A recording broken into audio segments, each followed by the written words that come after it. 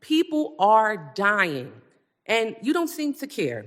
So, Mr. Lyons, I've heard my colleagues ask many questions over and over again, and you cannot answer them. So let me ask you some questions that you may be able to answer. Mr. Lyons, do you consider yourself a religious man? Yes, ma'am.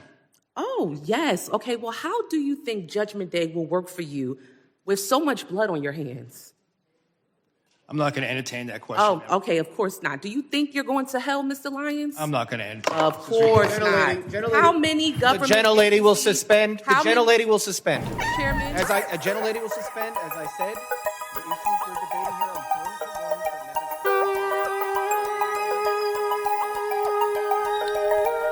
that Trash can.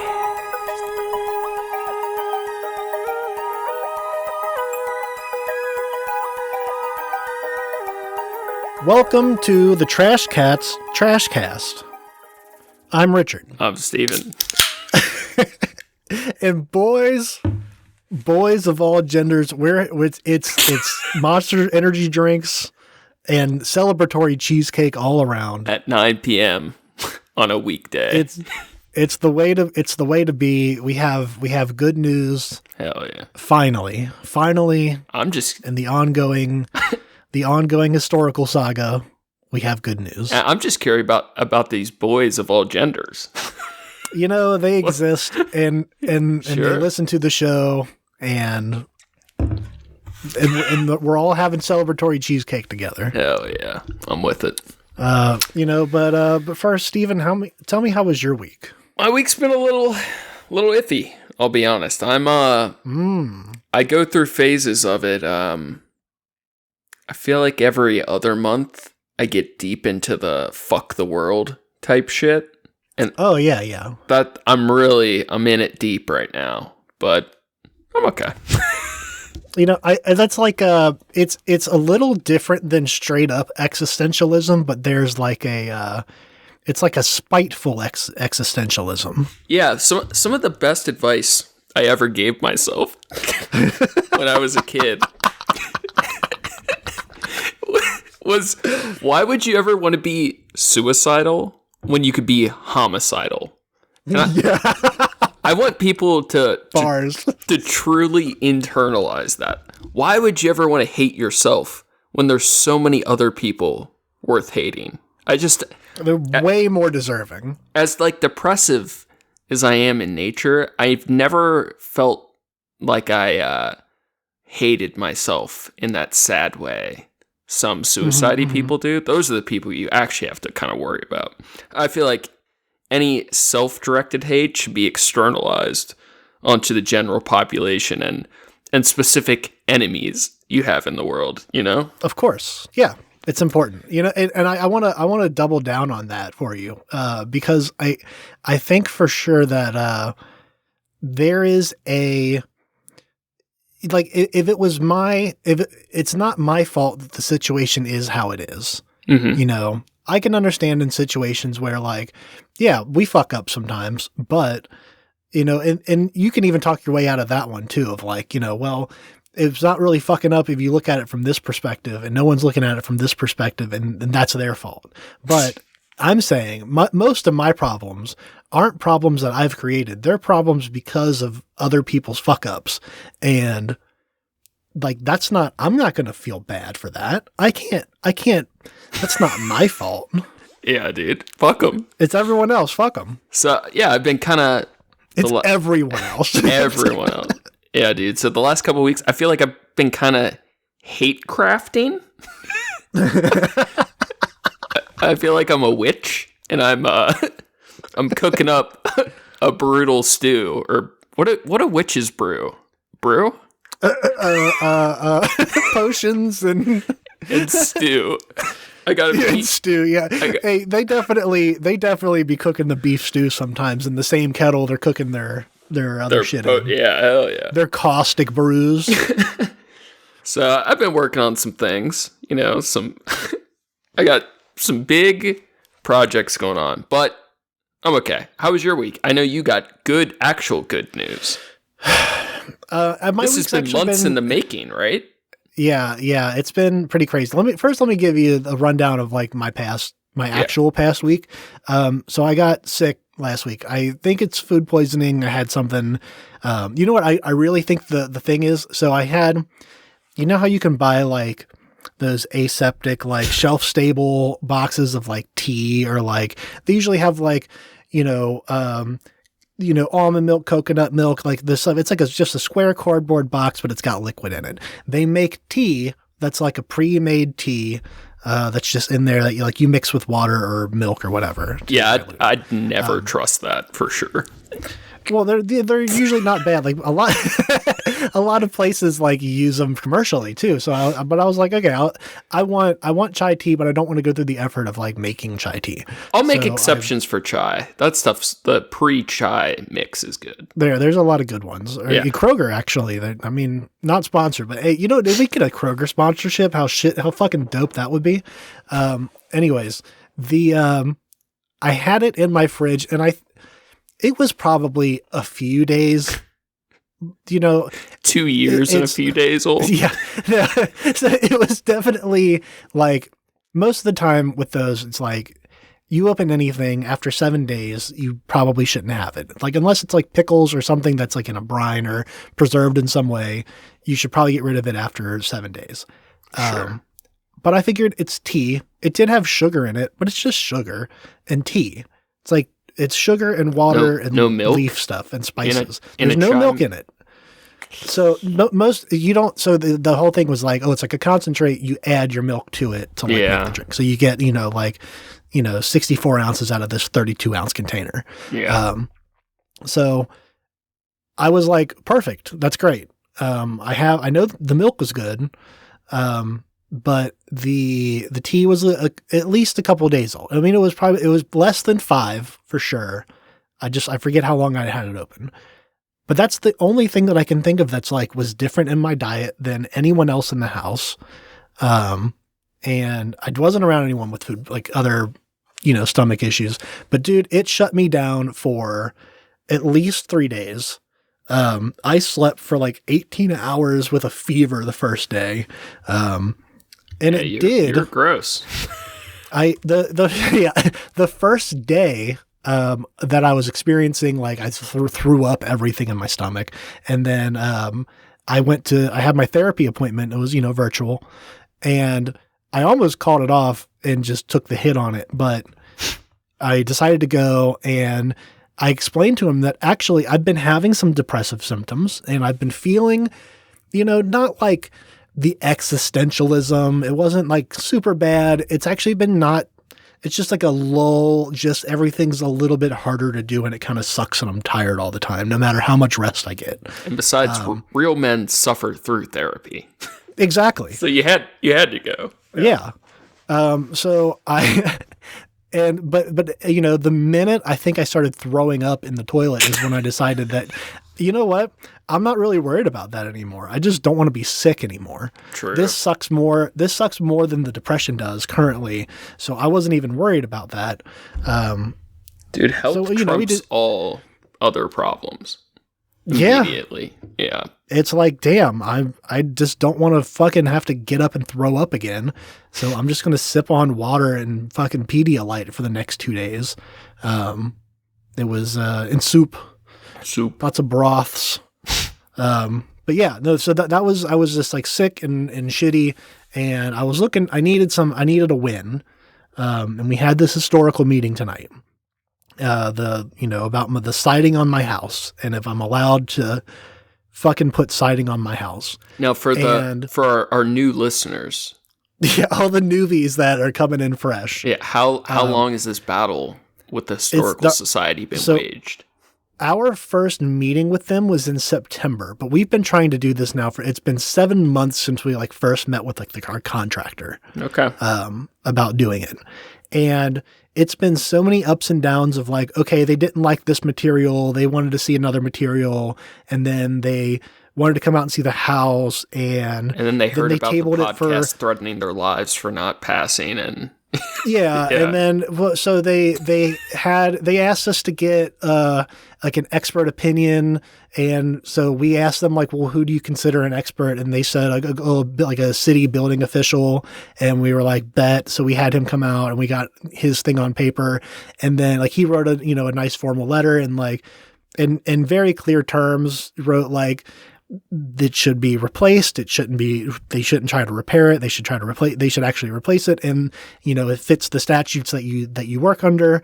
And, they completely disregarded it and, acted like they didn't remember even asking for that. And, so it's been a roller coaster. Yeah. But here's the good news, Stephen. One of the board members that was, not in our favor, apparently has been having, well, I don't know yet. Maybe by the time this comes out, who knows? Fingers crossed. They apparently been having health issues and they had to step down. Hell yeah. So they are The currently poison short. worked. Yeah, they are currently short a staff member, but I don't think it would have mattered because we got after it was like a 45 to 50 minute deliberation on the same shit that they already knew. And going back and forth of like, we just need you to decide, is it okay? Like they had there's twofold their job. The first thing, before they even like go into like which material we're allowed to use, they have to decide, will they let us replace the siding on the house? And we had the numbers for that. Enough people were like, yeah, obviously we made pictures and mom made a big slideshow and like we pointed out shit and they were there, you know what I mean? And, you know what it all boiled of them, down to, right?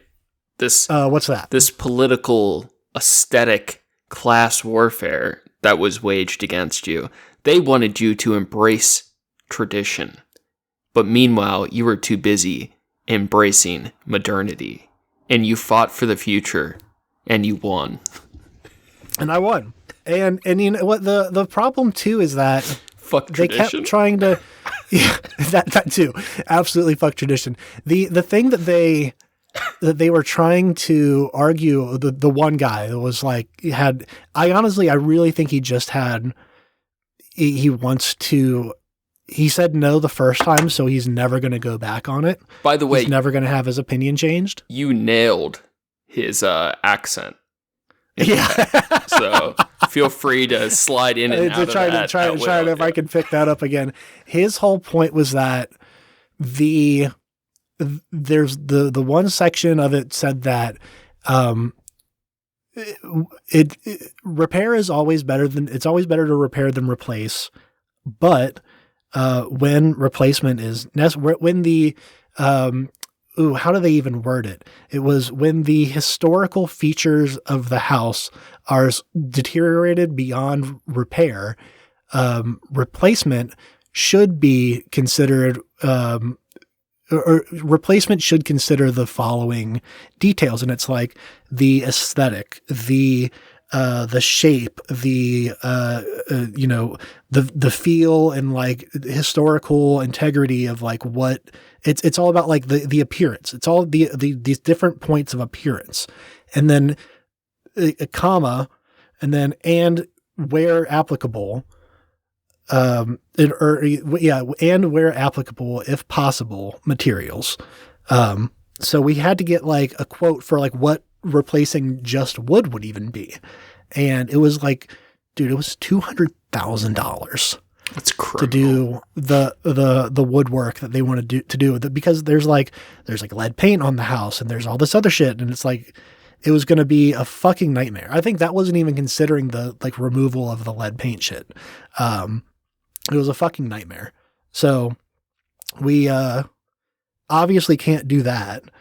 But he was arguing this point back and forth, and that was the thing that he kept reading out. And then the other committee members were like, well, yeah, what that says is what they're trying to do. They're trying to do the right thing and like make it look like the house, like it's supposed to, and just use like a better material, but it's going to look the same. It's going to look like wood, and it's going to match all the features, all the cool shit that's on the house. Still going to have that. But is faux leather, Ricky? This is about the soul of the house, the They the could go spirit fuck themselves. of the community, Yeah. the tradition of our nation. Okay, we don't replace things, we fix them. Yeah, exactly. And nowadays, everyone wants a cheap solution, an easy little shortcut. They want to spend $100,000 instead of working for 5 years to get new wood. Everyone wants a shortcut these days. Here's the other thing that I'm curious about, because the some of the other committee members even brought up to this guy. They were like, you've worked in, he was a carpenter or something for years, or a contractor or something for a long time. And they asked him the question of like, isn't what, the wood that's on the house now, is the wood that they're going to be able to get like source out now going to be like the same quality as the wood that they were using back then? Because it was to their understanding that a lot of the wood it's a mass produced, the new growth of trees, like they don't even make wood like they used hardy. to. They're like they're like kind of like wet, and they're a little more spread apart, and it's not as dense as the old wood that's used in a lot of these houses. And I that was my understanding too. And I need to fact check this. I don't know, but he stood 10 toes on the fucking, chair today and said that In his SS uniform. he said the new wood today outperforms the old wood three times what it'll last. Sure. And I don't know if that's true or not. I really don't. I bet it is. Sounds like hot bullshit. Wood's treated different than it used to be, for sure. I mean, maybe, but I don't know. Fuck that guy But anyways. even so, I just want to point out, it's just so easy to be a Nazi. Like these loser Republicans online debating, it just must be such a blast just to be like a complete contrarian on everything, and just to appeal to how things used to be and never think of how things could be. It's just so fucking annoying. Like, oh, we have new, better, cheaper materials. Nope. Don't use them because a long time ago we did it this way. It's like the stupidest, mind-broken, brain rot shit. It's just so insufferable. I would be losing it at those meetings. There's so many points that we're trying to make that we've made every single time we've gone in of like, okay, it is first of all, it's it's a fire retardant. So it's like if the house next door to us, which is not that far away, catches on fire, our house has a lower chance of also catching on fire. But wouldn't you rather live in a tinderbox like your ancestors? Exactly. And the insulative properties are better with this hardy board. And wouldn't you rather shiver all winter like your ancestors? Exactly. Just pay extra money for my bills. Yeah. And then, also my other argument was like, okay, there's definitely boards that need to be replaced. Like whether or not you're going to let me do the entire house, that's a different story, but there's definitely boards that need to be replaced, and they're going to pull those boards off and they're going to find underneath it water damage because they're holes. They're literal holes that you can see through to the wood that's behind it. There's going to be water damage, and it's like they're going to need to replace those boards. So they're going to need to take off bits and pieces here and there. So then the question is like, this person's like stripping out these boards so that for what was supposed to be a small job, they find all this damage. And then am I supposed to tell them, oh, wait, hold on. No, don't do any more. Leave the siding off the house for the next 3 weeks until I go back to a fucking, committee meeting so that I can ask them if I'm allowed to, have siding on my house right now. We'll see what the council thinks. Let's just take apart the house one piece at a time, and we'll write notes, and then go to the committee and see what they approve, and then let you put it back together. Dude, it's I can't. I'm not trying to be in here every fucking 5 months when something else is fucked up. That's crazy. That's absolutely insane. Like that defeats. It's like I'm not living in the house then. I thought we lived in America. Okay. Exactly. Fuck them.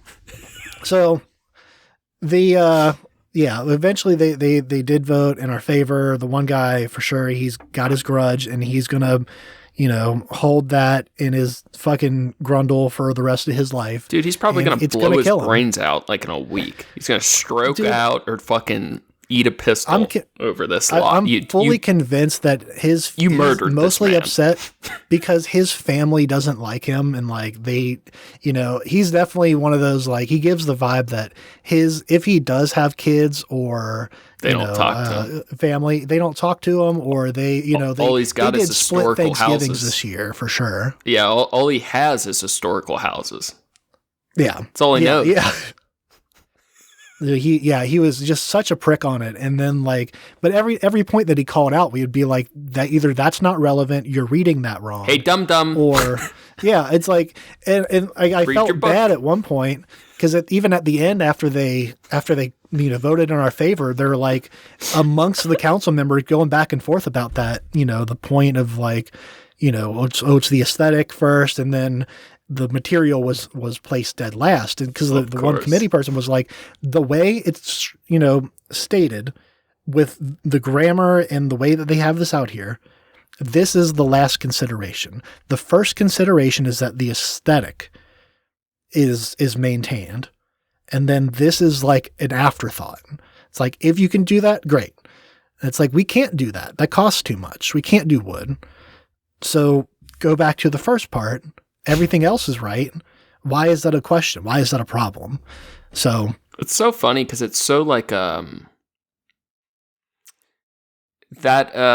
vibe of aesthetics first is so contrary to what you think of like a historical society, in the sense of like the kind of class and like status involved in it. To be so focused on the aesthetic. Well, I guess that is what a historical society is like preserving that. It seems like so contrary to the type of people that would want it. You know what I mean? In the sense, the people that have the money and want these historically preserved or accurate structures are the type of people who like don't care about aesthetics in other parts of their life. Does that make sense? I feel like I said that poorly, but I think I get you. Here's another thing that pissed me off. Sorry, it's like the only time aesthetics would ever be first is when you're judging someone's house being worthy to exist in your neighborhood or not. Yeah, and yeah, I get, like I said, like I've said previously, I get the point. They are really beautiful houses. My whole street is these beautiful old houses, and they are. I think they look great, but many of them are just falling to shit. And if you don't let the person who's living there, if you make it difficult for them to upkeep the house, they're not going to do it, and then it falls into disrepair more until it needs to just be totaled. You don't fix Detroit in one generation. Like of course not. You don't change the downfall of a city by high historical standard shit. Like you make progress towards it. Like I do kind of understand the idea of wanting things to actually be to the standard that was the ideal in mind when this thing initiated. I am sympathetic to that, but the practical realities of like, there are limits to that, and when all around you things are in disrepair and you guys are like working your ass off to like do the best you can, and in a way that still would look to their standards and actually be superior in structure, in material, and to be given a hard time about that is just insane. The part that makes me the most mad about that is it's not even like against their like their whole thing. Like, it's written in their, like, the descriptions of like what they're looking for. Like, this is allowed. This is like one of the things they recommend. They're like, this is a good product and it's better than wood. Well, their standards just weren't high enough. And they're just like, I don't know. I don't think so. It's like, what the fuck is wrong with you? Let me like just fucking throttle you, dude. This is crazy. So they voted in our favor, and we're going to get that worked out. We should have it done in the spring.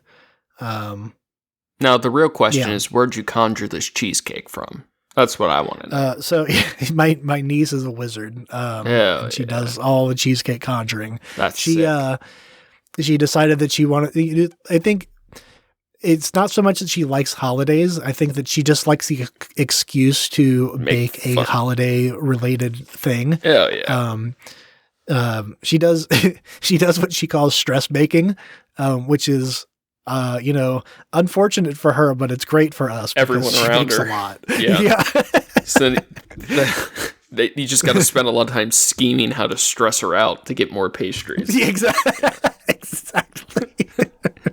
I'm going to give her the hardest job this summer to make so that she bakes more cakes. But she was just thinking like, oh, I want to make something. She knows I like cheesecake. That's one of my favorite dessert categories, and she's been talking about making one for a while. So she made this strawberry cheese. It's got like strawberry jam that she made. Like inside the layer, like kind of swirled in. And then it's got, she always does like fresh whipped cream. Like she'll buy heavy whipping cream and like mix it and do the thing. And with like strawberries on top, all nice. It's so fucking good. She's going to be a menace to society. Seriously, she's so talented at such a young age too. And like she is crushing. Far beyond like my pastry and like baking abilities 100%. Like very, very talented. You probably got into chefery a little bit after the age she's at currently. Yeah, absolutely. So I was mostly, when I was her age, I think is when I maybe not even. I think this is around the time when I was like still failing school. So I was making pretty sandwiches at home. Some pea hill stew. I would make some nice lunch meat sandwiches and like plate them really nice with some chips and a pickle and like do the whole I tried to make it look aesthetically cool. Yeah. And that's kind of what pushed it into deciding to go to culinary school. But I wasn't really like doing anything crazy by then. She's like finding recipes and trying new shit and like pushing herself to do like learn new shit. And like that's the other one is like, I think this is the first time she's ever made a cheesecake and she nailed it. Like the center was a little underbaked. That was it. That's the only thing. But it was still baked. It was just a little loose.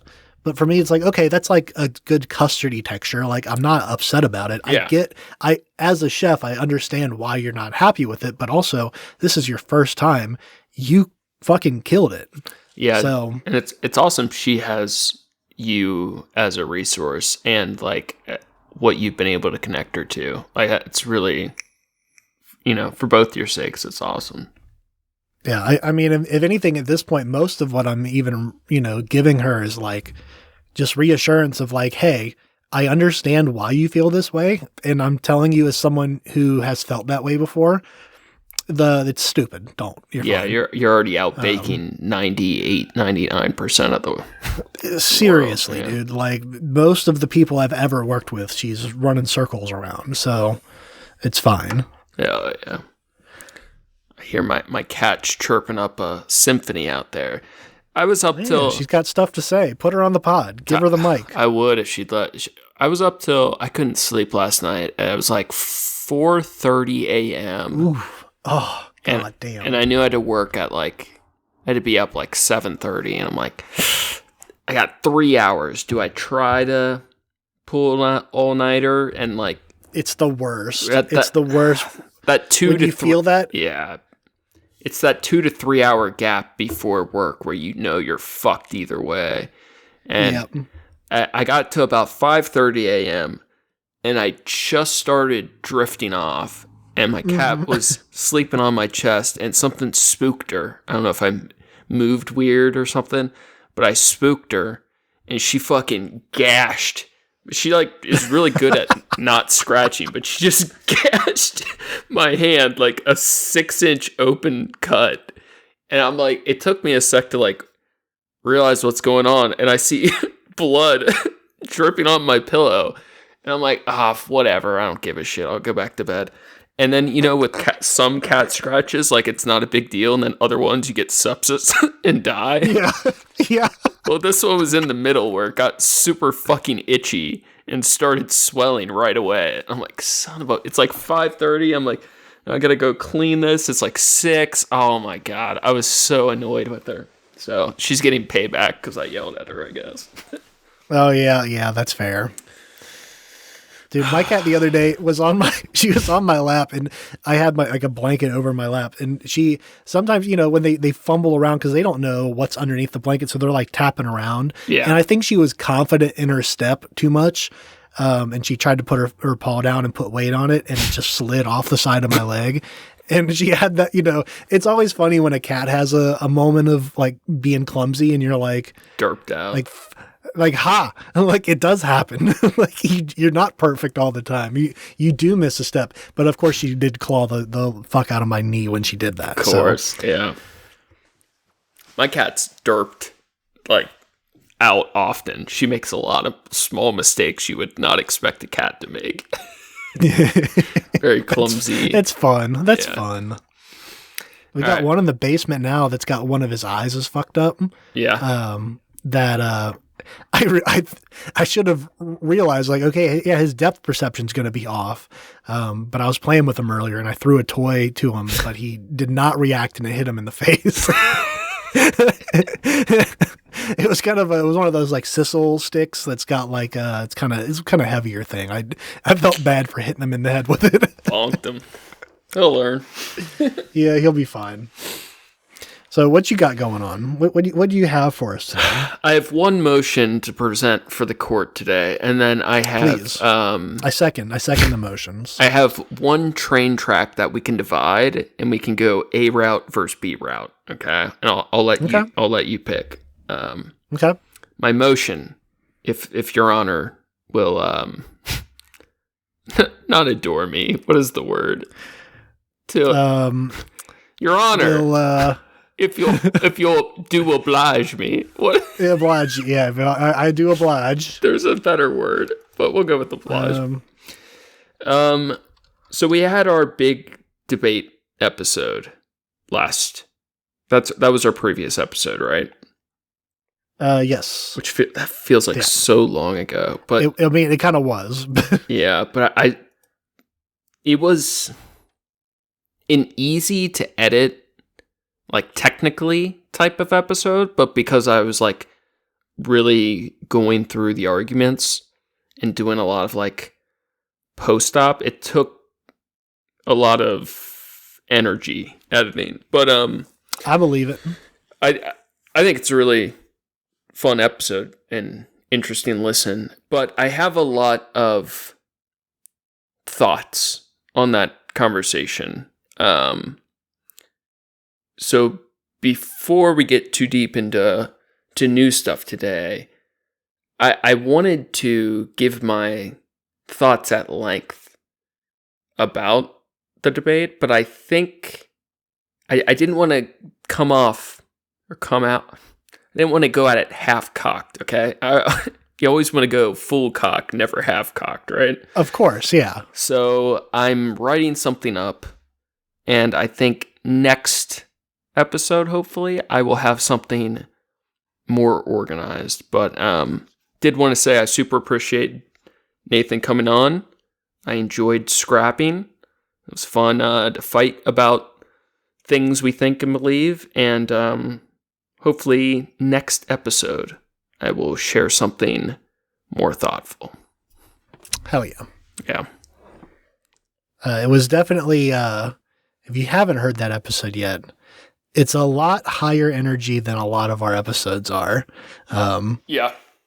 It was, it's a different one for sure, but I thought it was a good listen. My problem is... Also, it's a fucking long episode too. God damn. See, I feel like I could do that like every day, but like I think for him, because we talked a little bit after, he's very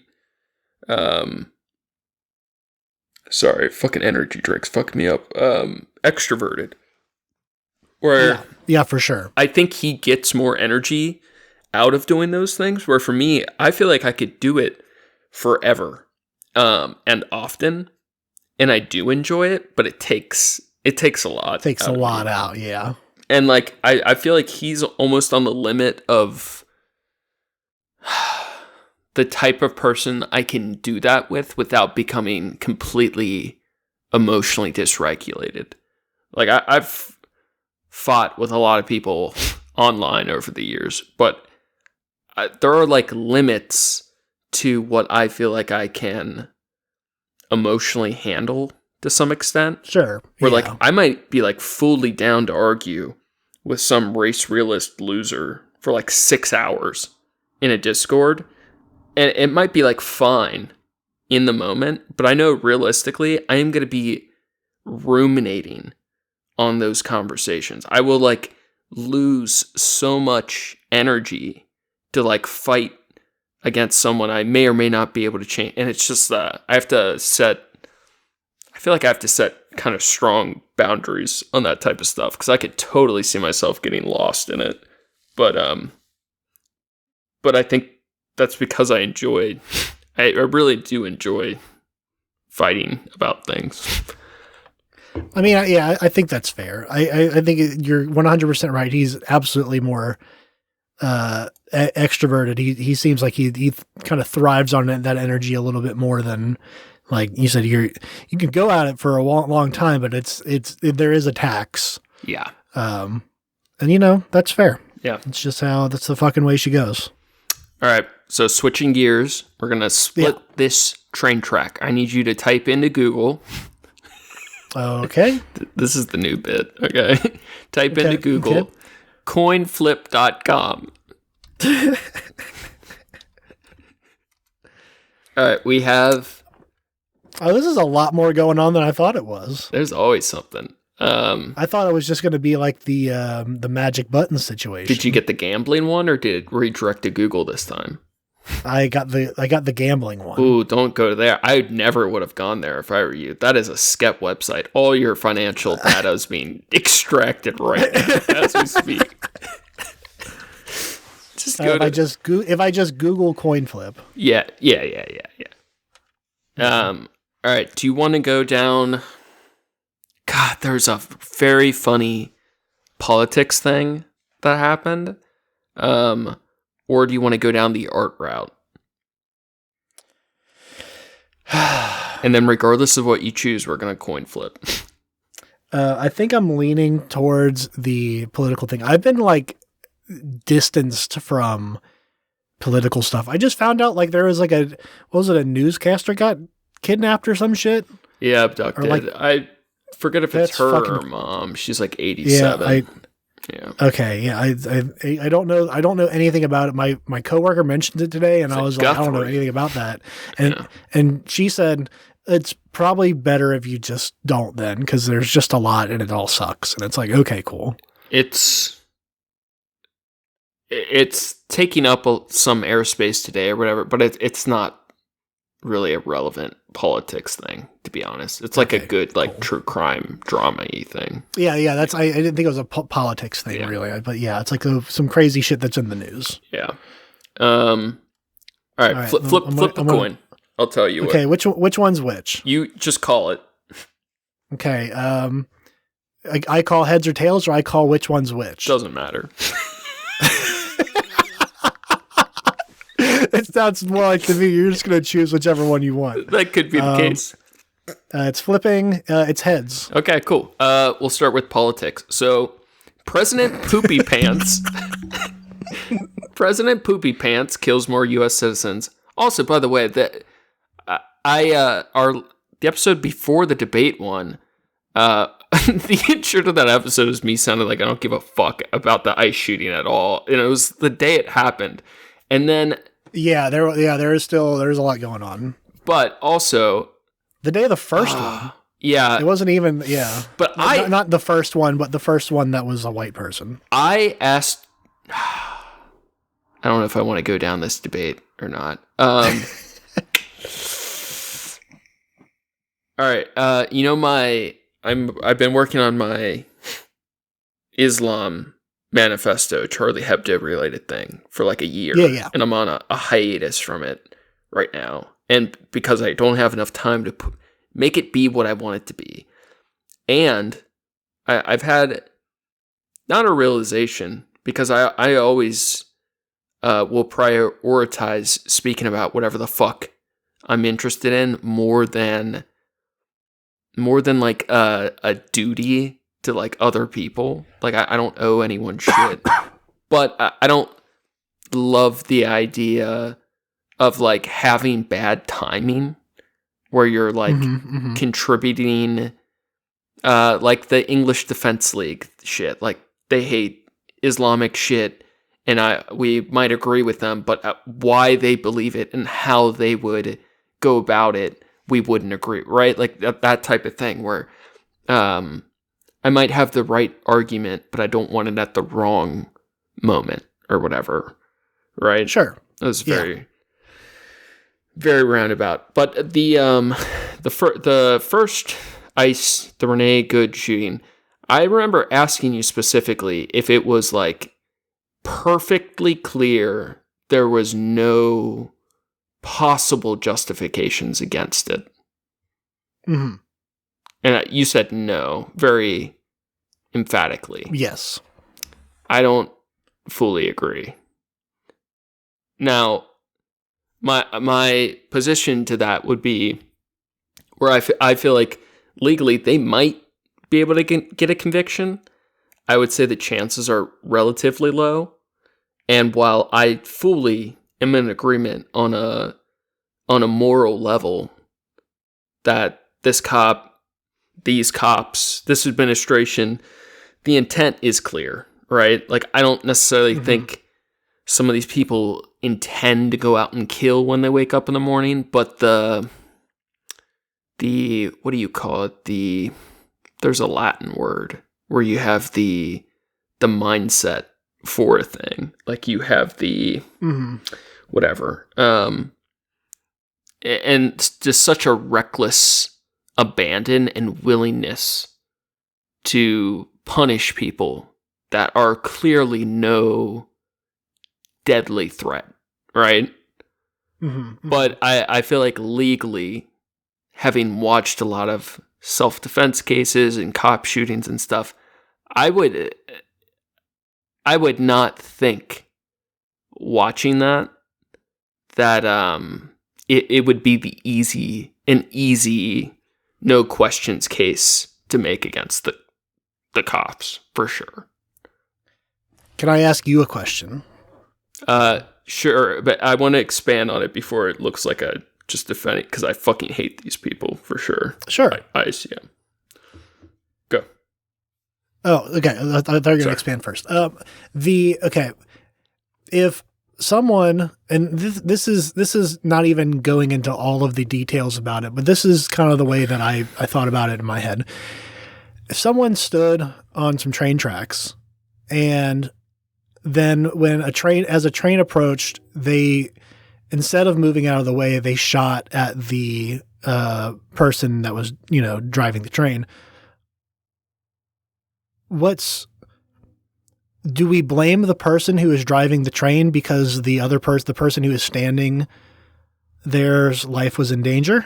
It's not an applicable analogy. I think that it's applicable in the way of what the other actions that were being done around the situation were urging her to move. They told her to move. They told her to go. And then another person pulled up. That was not the, I agree. There's a huge problem. Cops are so fucking stupid. They have this huge problem where they can't not give contradicting orders. And I agree that for sure happened, but and like legally, you have to examine each shot, right? And like a series of quick shots are often going to be considered one instance, but regardless, you have to consider the totality of circumstance, all the circumstantial things that led to this event happening. Even the idea of like, the person offered no deadly force, likely was not trying to hurt you. And does shooting a moving car stop them? No. Exactly. Like all these things that I would agree with and think morally the guy belongs in prison, right? This Right. all of this is fucked.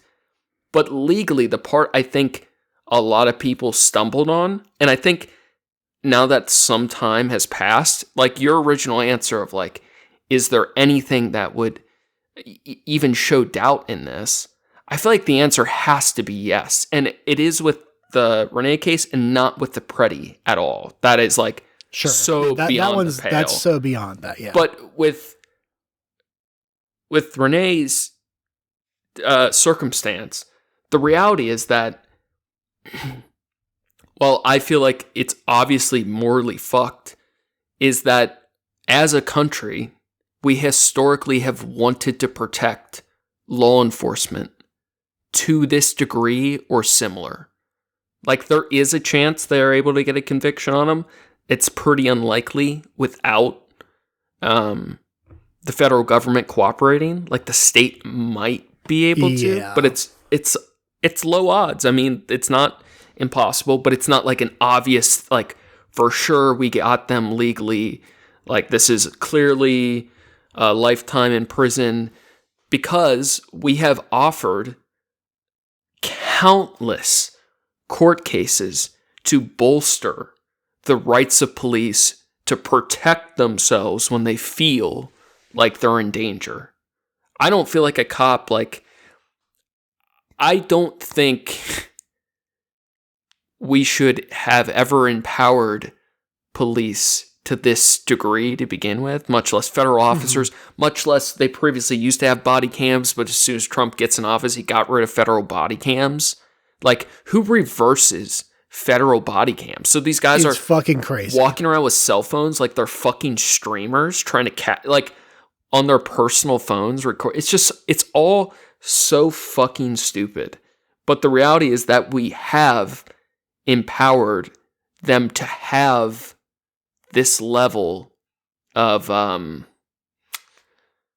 there is a right legal word for it, because it's not immunity. Like, the cops are like protected from some civil aspects of, like, they fuck up, they can't be sued for all things. But if it's a crime, if a cop kills someone and it's not just a mistake they could be sued for, if it's an actual crime, they are not protected. And, like, Republicans love to say, like, oh, cops, you know, if they fucked up in the line of duty, they can't have done a crime, can't be illegal.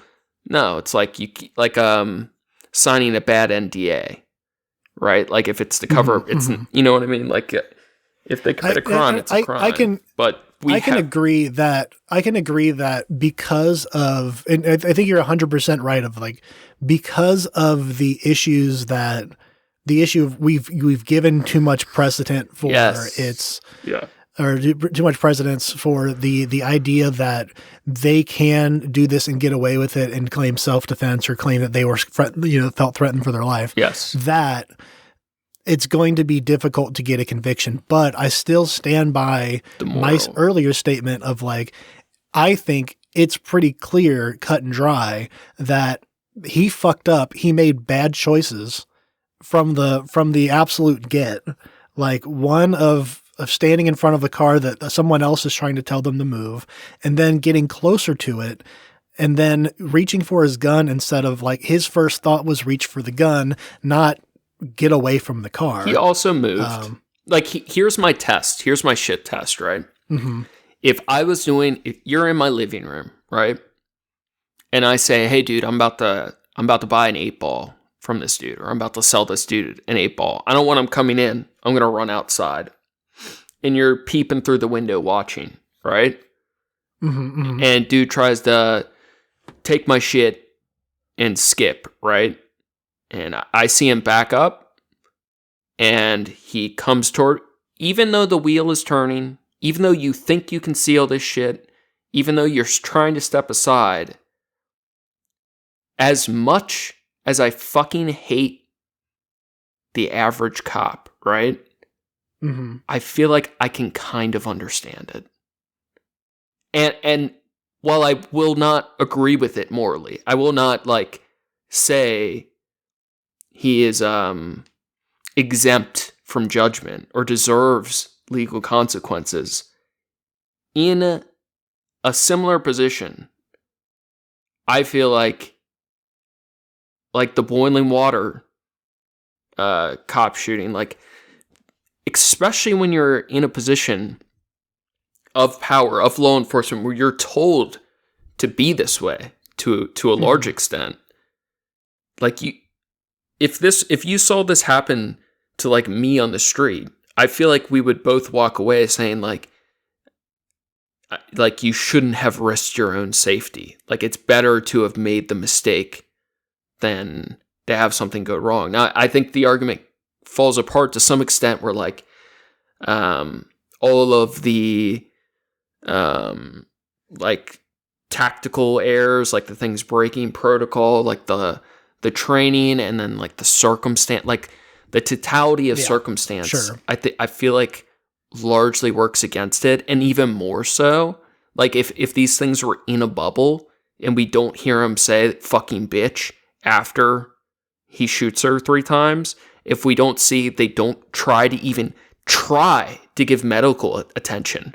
Like, when the fuck do you see a cop shoot someone, their car ramp into the street, and no one goes to check right away? Like, you don't even know, like, Exactly. if the suspect isn't bleeding out still, if they do have a weapon you didn't see, like, all of these things together. The situation was over in their mind at that point. Yeah.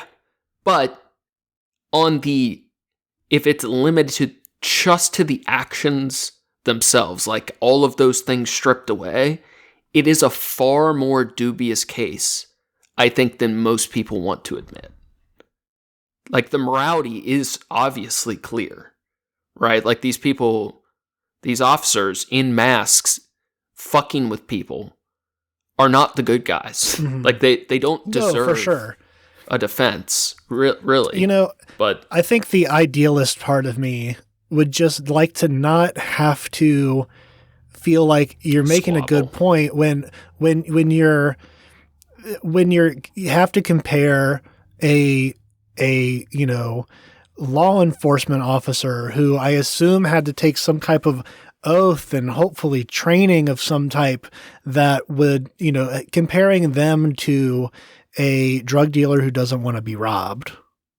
Well, I mean, it could be neutral civilians, but I sure, I take your point. I think that there's the idealist in me would like to think that we could live in a society where we could hold people that are, required, in some regard to, like, carry guns or to have this authority. It's like, I understand that there's a level of authority that comes with that position, but there's also responsibility that comes with that authority. And I agree. But yeah, of course, it's the idealist in me that wants to believe that. Sure, Here's where I agree. I agree with you on this. Where, like, I wish people were a little more flexible when that first happened. And I remember even saying, like, I hadn't watched the video that day because I had a feeling I was going to have some disagreements with people.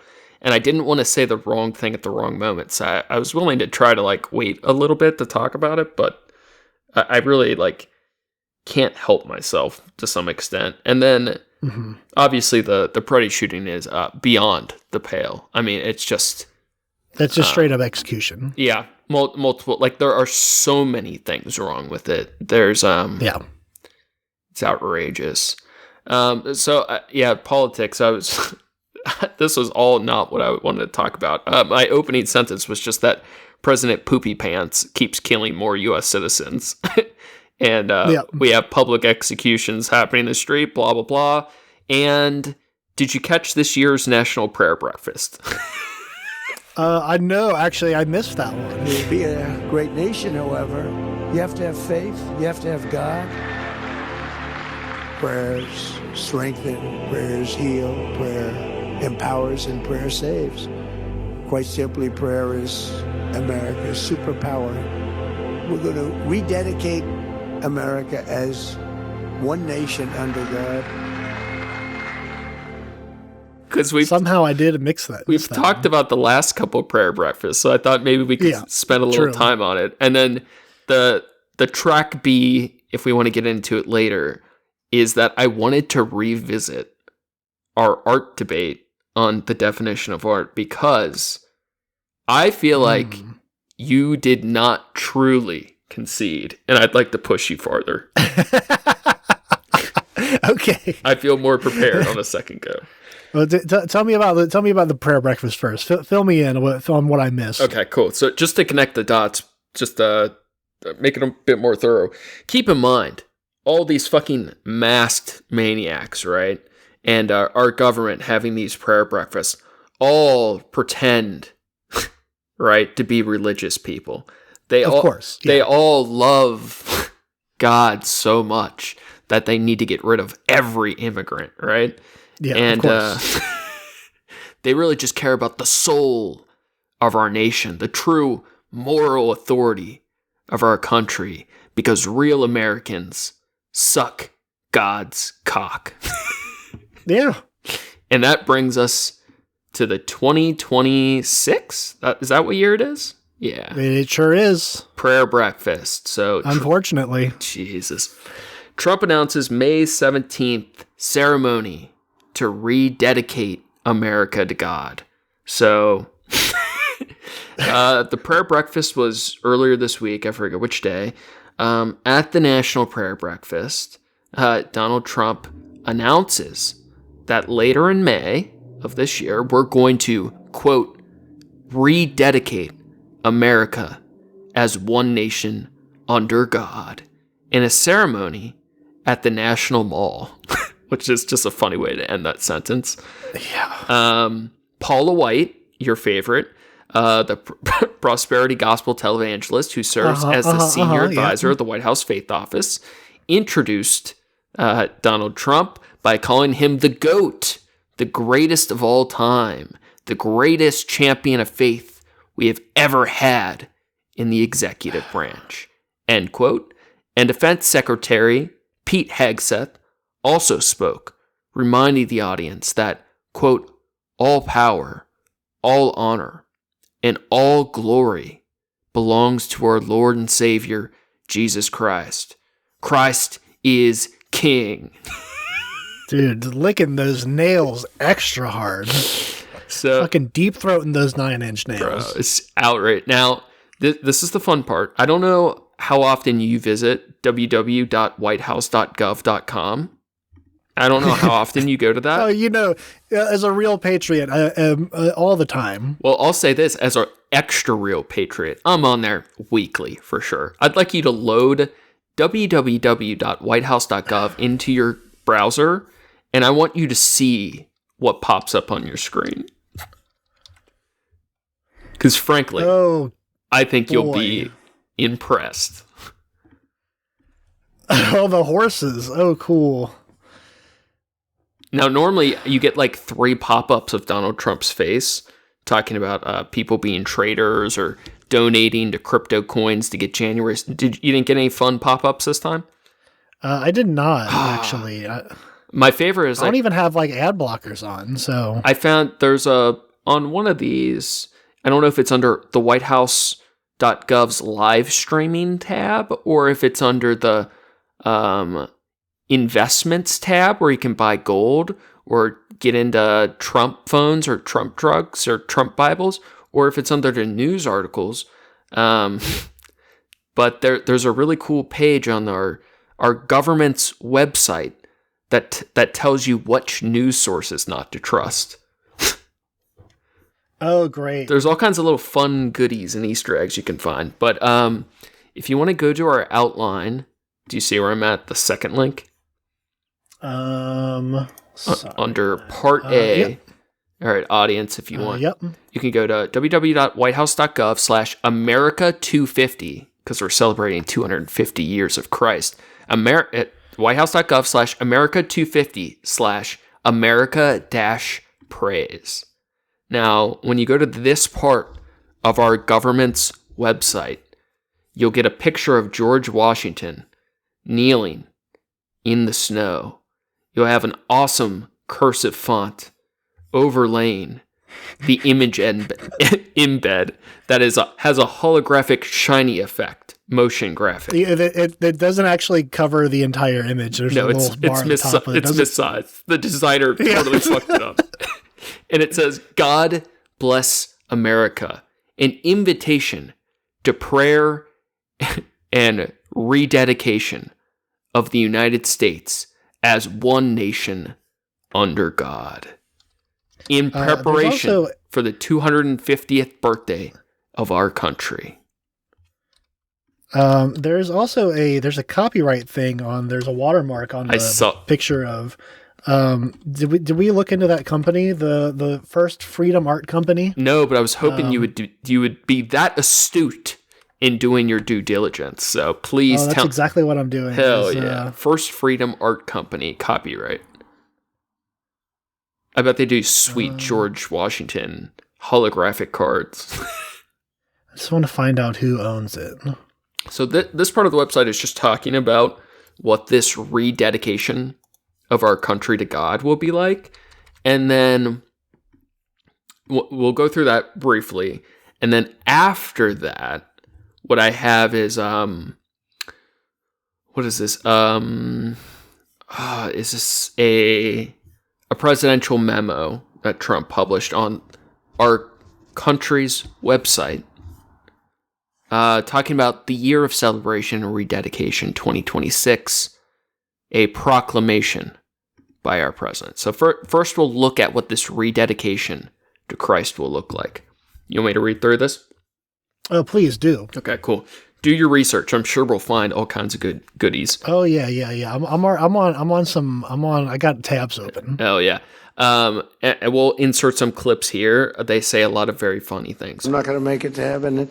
The New York Times did a front page story that Donald Trump is questioning his life and the meaning of his life. No, I was just having fun. I really think I probably should make it. I mean, I'm not a perfect candidate, but I did a hell of a lot of good for perfect people. That's for sure. I don't know how a person of faith can vote for a Democrat. I really don't.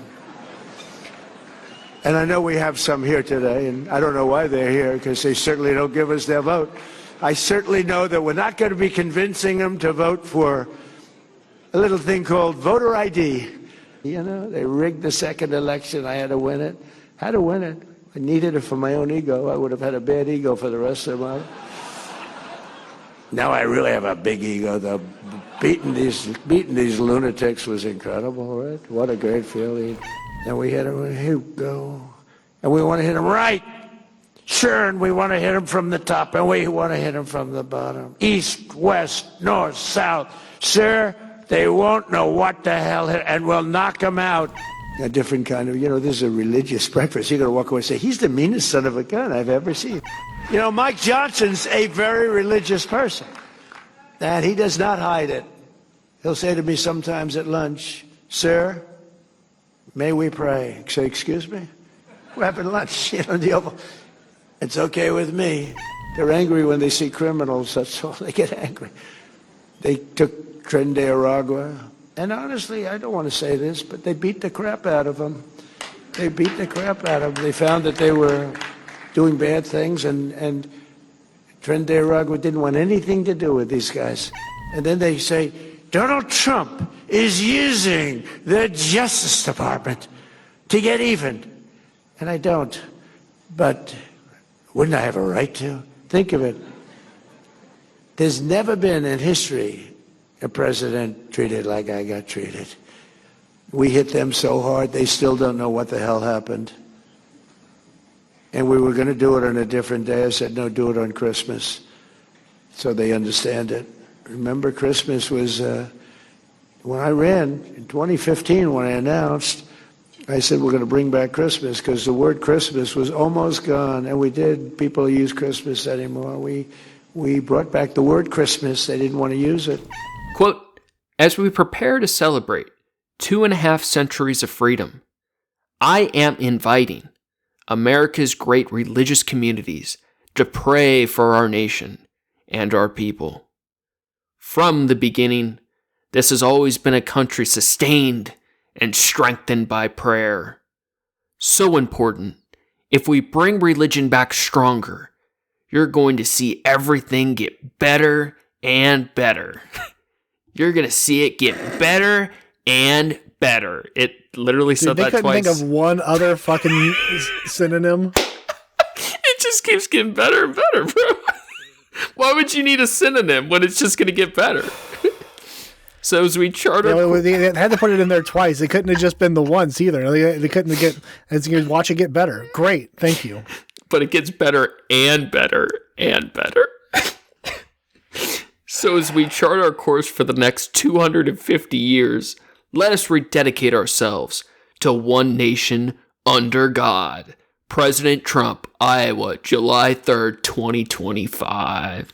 Damn, I love when our country can be so biased on behalf of a handful of religions. It's just so cool. It's super cool. The ask in bold. What if 1 million Americans dedicated 1 hour a week to praying for our country and our people? That's the ask by President Trump. Now, what would that mean if 1 million Americans dedicated 1 hour a week to praying for our country and our people? What would that mean?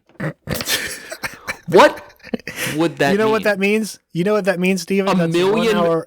man hours wasted a week. Then there's a 1 full hour a week that Americans are spending with their eyes closed so that they can be pickpocketed and robbed. Yeah. And have their rights stripped away from them. Absolutely. I just imagine if you were leading the most powerful country in the world and you got on your little website, you put out your little truce, and then you tell the press, your staff press person to update the website for your country and say, what if 1 million Americans prayed for 1 hour? What would that 1 million hours of prayer do? I just think as the leader of the most powerful country in the world, what a powerful question.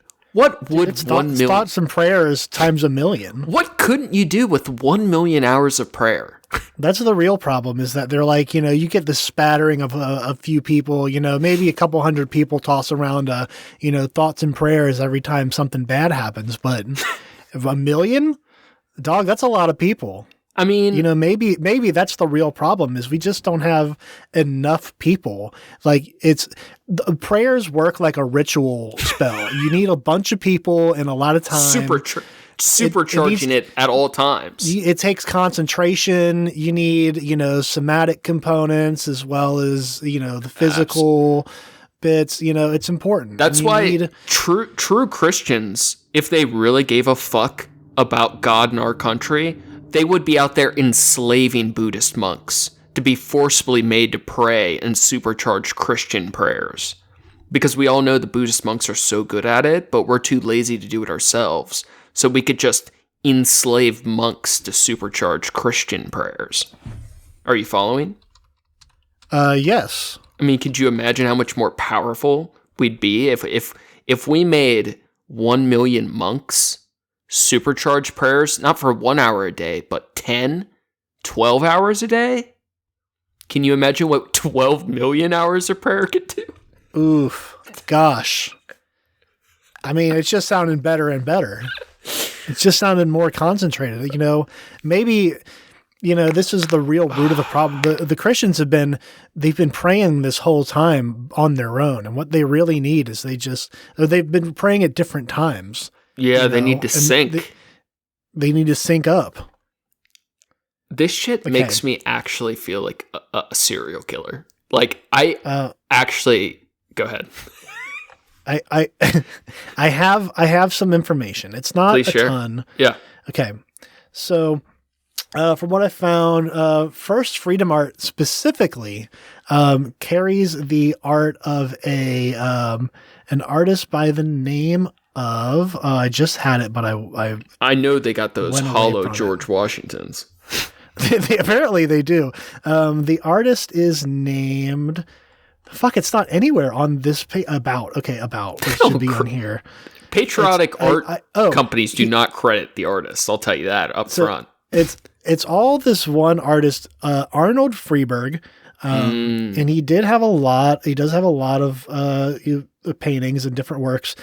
They have a list of 6 different collections for your perusal. The 6 different categories of Arnold's art. Okay. Those collections are Americana, Ooh. biblical, Oh shit. horses, Get the fuck out. royalty, the Mounties, and Western. This dude needs to be tied to an anchor and released at sea. And now the problem As is soon as now possible. there's a lot of there's some crossover between the Western and the horses category. Naturally. Yeah, there are some that are like, okay, when you click on horses, you get the Mounties, and you get there's one actually of Queen Elizabeth. So there's royalty on horses too. There's like a Native American. There's a couple Native American ones on here. Can you imagine as an artist dedicating your whole life's craft to painting George Washington kneeling? Yeah, it's it's tough. I might be wrong. Wasn't George Washington later Betrayed in as God. his life like? I think he wasn't religious. I think he was like. There's a whole thing where George Washington is often portrayed as a god himself, and there was like a weird cultish worship of him. Is this right? Oh, that's wild. No, I'm just going of like, I thought that he was like not religious. I remember, I know there's a decent amount of founding fathers who are on the rolls of considering themselves to be atheist. Oh, I don't know. remember if George Washington was or not. I don't think so. I know people don't think of him that way. Here's a blurb that just came up. George Washington was portrayed as godlike, particularly through the concept of apotheosis, where he's depicted ascending into heaven among classical gods and goddesses. I have multiple church ceiling paintings saved where it has George Washington in. Like, you see all these Oh, hell yeah, dude. angels ascending to heaven, and one of them, all of a sudden you're like, that looks like George Washington. And then you look up the wiki, and it's like, no, this is actually George Washington. They'll have him ascend to heaven, symbolizing his elevation to a national icon, as famously seen in the Capitol's ceiling painting, Apotheosis of Washington fresco, flanking figures like liberty and victory and sculpture, blah, blah, blah, blah. But there's a lot of paintings of Washington as a fucking little god. But I believe there were like a lot of people that gave him like an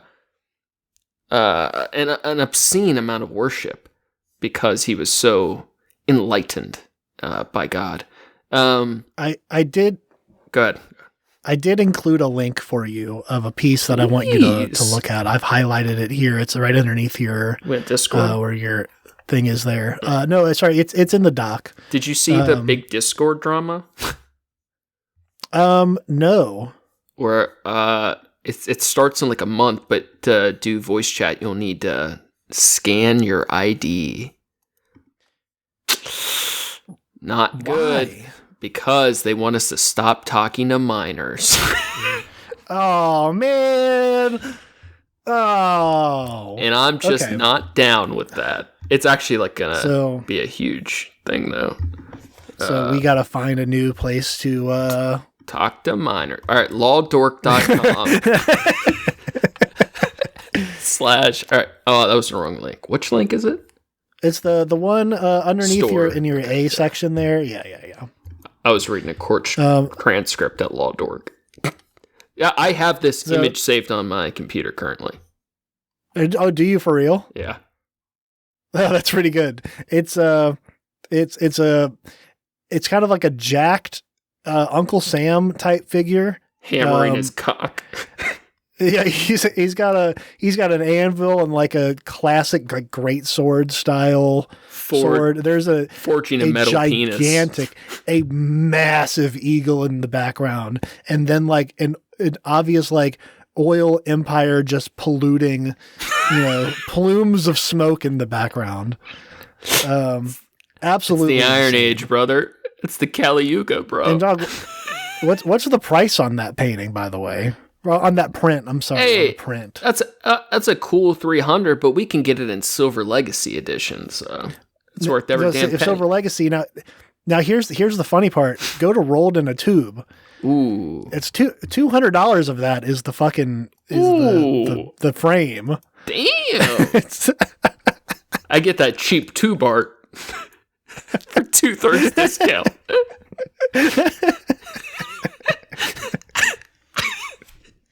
Dude, I hate our country so much. It's so fucking crazy. Oh god damn. Oh god damn. It's so wild. All right, so our president asks us, what about 1,000,000 hours of prayer? Now, the invitation, in bold, will you join with at least 10 people to meet each week for 1 hour to pray for America? The opportunity, as we celebrate 250 years of freedom, this opportunity to rededicate ourselves to the principle that gave birth to this land of liberty. As George Washington famously said in his farewell address, quote, of all the dispositions and habits and wabbits which lead to political prosperity, religion and morality are indispensable supports. In vain would a man claim that tribute of patriotism who should labor to subvert these great pillars of human happiness. These firmest These props. 3 great pillars. I know. These firmest props of the duties of men and citizens. What a garbage trash run-on quote. What the fuck was wrong with George Washington? And who chose to put that there? What a stupid He fucking was definitely wildly concussed by the end of his term. He had wood teeth, right? He had multiple. I think it was like slave teeth and shit. Because he was had like fucking idiot, right? a combination of shit up in his head. People talk about the wood teeth thing, but like I think that was like mostly a cover up for like it was Other definitely people's teeth. Yeah, exactly. That tracks. I don't even need to look it up. That just tracks. The dedication time of prayer is not only for our nation, but it is for people, because a nation is only as strong as its goddamn citizens. God, I love how proud we are to be a Christian nation. And I love that we're so unbiased. We're so unbiased about being a Christian nation. We don't even consider the other religions. It's just Jesus prayer hour, 1,000,000 hours a week. I love it. I love it. Now You're gonna love this. Actually, I'm sorry. I do need to go back to the George Washington teeth situation because this is interesting. So George Washington, the first president of the United States, lost all but one of his teeth by the time he was inaugurated, and had at least 4 sets of dentures he used throughout his life, made with brass, gold, lead, animal teeth, and human teeth purchased from slaves. It says purchased from slaves. Yeah, I'm sure they sold them at a fair price too. Yeah. So it also says, so the animals, it has ivory from hippo, walrus, and elephant. He's got a whole fucking jungle crazy. up in there. Yeah, really. They were mixing and matching with them things. God damn. You got to get things in pairs. You have to get your teeth in pairs. You can't just mangle them up with whatever fucking creature you find. Holy shit. These dentures required constant maintenance by dentists, such as John Greenwood. We have historical records of fucking George Washington's dentist. God damn. Imagine that's your legacy. Dude, I would rather just kill myself than be known as the guy who cleaned George Washington's animal slave teeth. Holy shit. Fucking erase me from the history books, dog. Don't fucking put my name in this. That's like brutal, bro. So what's your grandpa do? God damn it. Don't wiki. When your classmates do most of the assignment and they come up and they're like, "No, it's cool, I got it," but it's like all dog shit, and you're like, "Dude, you cannot get me involved in this. Do not put my name on that." Oh fuck! All right, we'll go through this and then we'll get the art. This is the January 29th, 2026 proclamation by Donald J. Trump. on our country's website. A year of celebration and rededication, 2026. Which, of course, he typed this all up by himself, I'm sure. Of course. Of course. It says by the President of the United States of America, so. First he posted the Obamas as monkeys, and then he typed this up, and then he retruthed it. Just a normal day for a president, you know? He fucking raged on some, Olympic people. Yeah, for whatever reason. International conflict, and got some citizens killed and broke some rights. But he did poop himself, and then he had to take a break to get cleaned up, and then President Poopy Pants. So at least he was away from that for a minute. A proclamation by your president, President Poopy Pants. On January 1st. Why does it sting so much? Why does it sting so much when you call him my president? It does suck a little bit. I gotta admit, it does suck a little bit. It's my president. On January 1st, 2026, the United States began our year-long commemoration of an important milestone in the history of our country. 250 years of American freedom and independence. 2.5 centuries ago, on July 4th, 1776, 1,000 years worth of wisdom, philosophy, and culture were brought together in goddamn Philadelphia, where delegates to the Second Continental Congress gathered to declare the birth of a new nation. Quote, conceived in liberty and dedicated to the proposition that all men were created equal, he says during the week of the ICE shootings. Of course, yep. And in doing so, launched the single greatest force of goodness, justice, prosperity, and human flourishing the world has ever known, says the man that ended USAID, that has already killed over 200,000 children and is projected to kill 10 million people over the next 9.5 years. Cool, great, love it. A silent genocide that no one seems to talk about. As we celebrate the 250th year since the signing of the Declaration of Independence, we acknowledge with gratitude and pride that July 4th, 1776 represents the most seminal political events in all human history. Unlike other nations, America's founding was rooted in behalf that every man, woman, and child, except the women and children, because it's only about men, quote, is endowed by the Creator with certain unalienable rights, that among these are life, liberty, and the pursuit of happiness, as long as you have a birth certificate and you're a legal U.S. citizen. And you're a certain shade of you have to be, you can't be too dark. Bro, can I be honest with you? That's important. Yeah. When people say that, even you, and it bothers me by far the least. I feel like that is actually so cringe, and it's like so like stupid, because like this is like the thing lefty or more progressive people were always like, oh, it's just right. But they actually have become, like, our Supreme Court has actually ruled dark skin, dark enough, working in an area with illegal immigration and working a job that's known to, like, these are facts the Supreme Court of our country has decided is enough to demand papers.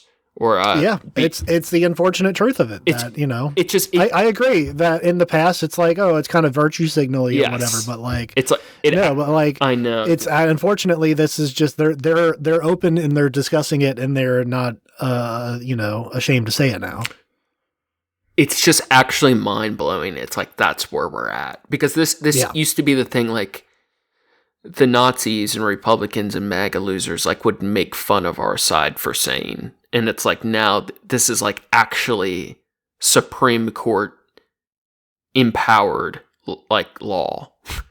That shade of skin and location or circumstance of employment is enough for a reasonable suspicion that you have to prove your papers. And it's just the idea that this is the president that made these things happen is now writing us a proclamation about the independence, right to liberty, happiness of every man, woman, and child. And it's just all so laughable. The hypocrisy, the narcissism, the absolute betrayal of all human value. We do not live in the same country. Stephen, but aren't you repeal of birthright citizenship? I mean, it's just all. I mean, that aren't you so grateful though? You have to be grateful that every American has to carry multiple forms of ID on their person in case they're questioned by federal agents. And then, hopefully if they give you the opportunity to actually pull out your identification before they shoot you, then, they're only going to put you in a holding cell in a different state for a day or two. Right. I mean, and then if you don't have multiple forms of ID, how are you going to talk to minors on Discord after? Exactly. This is what it's all about, Stephen. This is an opportunity. See, you're seeing this as a problem. I'm saying this is an opportunity. This is the freedom that we've always wanted, to carry two forms of ID on us at all times, and the left wouldn't give it to us. God damn. Dude, I feel like I'm actually going insane, though. God damn it. This conviction, enshrined in our Declaration of Independence, might as well be. And indelibly, this is my line from debating all these Christian fascists, and indelibly etched upon every American heart, because God wrote it on our hearts, remains the bedrock of our government and crown jewel of Western civilization.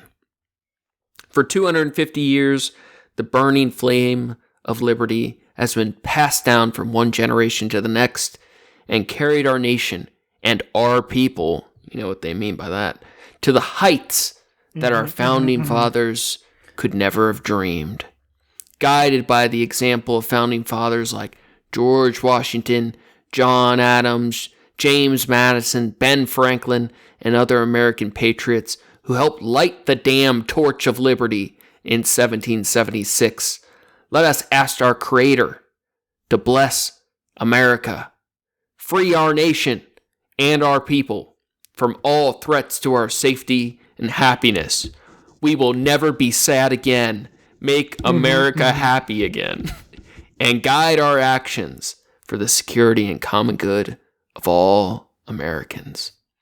This year we honor and cherish the generations of pioneers, warriors, statesmen, preachers, investors, risk takers, workers, and heroes whose unwavering commitment to the promise of freedom gave rise to the greatest republic ever created. Today and throughout this year, I call on every American to celebrate this triumph of American spirit and to rededicate themselves to the sacred cause of liberty and justice for all. The Bible teaches, quote, in all circumstances give thanks. As such, it is fitting that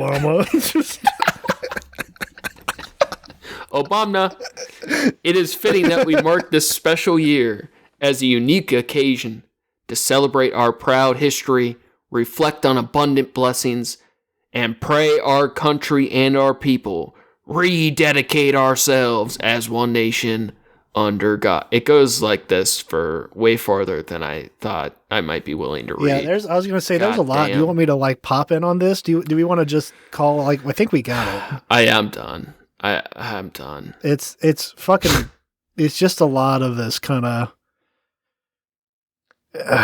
when the Second Continental Congress voted in favor of independence, General George Washington issued general orders to his army. In words that have echoed throughout history, he wrote, "The fate of unborn millions will now depend, under God, on the courage and conduct of this army." Let us therefore rely on the goodness of the cause in with capital C, and the aid of the supreme being, a being with capital B, in whose hands victory is, victory, capital V. Now, you know what? Now I'm thinking Trump did write this to animate and encourage us to great noble actions. He loves his capital slipping actions. This boy loves the caps lock button. Bro, it's do you think he when he does like the individual words, do you think he puts caps lock on first and then types out the word, or he just like hits shift for everyone? He doesn't use a phone. I thought he dictates. Oh, exactly. No, he's not doing any of it, of course. Right. I feel like this is like sickening to me. This is like, I don't know how any religious person isn't so embarrassed by this. Like there's a million excuses. It's not my religion. It's not my denomination. This isn't how I would want my president or my government to represent my religion. It's not specific to my specific beliefs. Even my religion, I don't agree with half of it. It's about the there's just a down the line of dumb shit. But this shit's done in their name. And I just can't imagine, I can't imagine of anything more embarrassing than this. So I saw a link at the top of the page that says school choice, and I just clicked on it to see what it was. Bro, I'm telling you, this website has you could link to the Twitter pages of like the ASMR immigrants in chains, like this whole website. Remember we loaded it up one time and there was a countdown to like a Democrat stealing the election with a timer. Yeah. I mean, it's like so unhinged. It's so unserious. So this was fun. This says, beginning January 1st, 2027, Americans can reduce their tax burden by contributing to an approved scholarship granting organization. So they're basically saying, hey, instead of paying, the taxes that come out of your paycheck anyways, you can pay, instead of that, you can make a donation to this organization that we approve. Tax free, straight to Trump's crypto wallet. and the thing is, like, the shitty part about that is, like, your taxes aren't going to go down. The taxes you pay are not going to go down because you make that contribution. Of course not. Because it's like the money that's going to schools it's so minor anyway. You might be able to get some deduction, but I mean, it's you can maybe deduct it, but like that, they're not making less on, you're not, paying less taxes from the get go. Sure. Like, especially if you're a W-4 employee, it's being taken out regardless. And you have to make a considerable deduction or, what's it called? Contribution to get something that's deductible and worthwhile anyways, right? Like, I don't think so. If you donate $25 to the cause, I'm pretty sure. Like, is that really going to change your tax situation? It won't change your tax burden. Like, you're never going to by donating or giving or whatever, you're never going to change your like overall tax bracket or burden. But like, I'm pretty sure you can get. Like if you donate a bag to Goodwill, you can deduct, like if you get a receipt, you can deduct that much off your taxes, right? Like it depends on what it's classified, whatever the donation is classified as, or whatever. But I hate tax shit. I stopped paying taxes years ago. Sick. That is the way to do it. Yeah. Fuck them. Catch you when you can, Fed boy. As a W-4, I got the opposite problem. Like, they're already taking my taxes. I just got to make sure I get my money back. Yeah. Like, being self-employed sucks with taxes. Are you 1099? I forget. I'm a regular employee. I was joking. I avoided taxes for a long. I'm a regular wage slave right now. So yeah. It's 1099. I only did that for a year, and that fucking sucks so fucking bad. I did it for a decade. It was not worth. It was not worth having. Yeah, it's not worth having the. But I kept it under the legal reporting limit. Wink, wink. Oh, that's rad. Yeah. and then I got government insurance because I was. Well, what you're poor. saying, you're saying you were you were unemployed, and that's different. No, I did 1099s. I was joking. Also, I was. But I saying, like, was. like you can't say like. Like, you know, when people say like, "Oh, I was working under the table," it's like, no, what you mean to say is you were unemployed. And that's fine. Fuck, bro. I thought we were going to get a better... I should have known. I thought there would be a better payoff for this year's prayer breakfast. I thought there would be better memes, but it's more just of the same god cancer shit there always is. It's just so insufferable. Just fucking dribble. Yep. Yeah. It can't all be... Last year's prayer breakfast was a gold mine. Remember all the funny quotes we got? Yeah, they kind of ran it dry. I bet they don't even do one next year. They killed that bit. It's over. All right, ready for part 2? Yeah. Art convo. All right. I fucked up in our art conversation by allowing you to get away with so much bullshit. All right, here. Okay. Yep. Sure. Here's what the problem was. I did it a lot, to be fair, but we were conflating valid art with true art. So I laid out my definition of what I felt philosophically we should define art as, right? Sure. And we were doing this because we think some things don't land into the category of art, or we don't want it to, or it shouldn't be thought of this way, and it's good to like have actual stronger categories of what is art and what is not art, so we know what to protect or not to protect, right? Now, sure. My definition was the intentional expression of beauty or evocation of emotion. Now, the expression of beauty and evocation of emotion is all subjective, right? Sure. But the intentional part is an objective metric.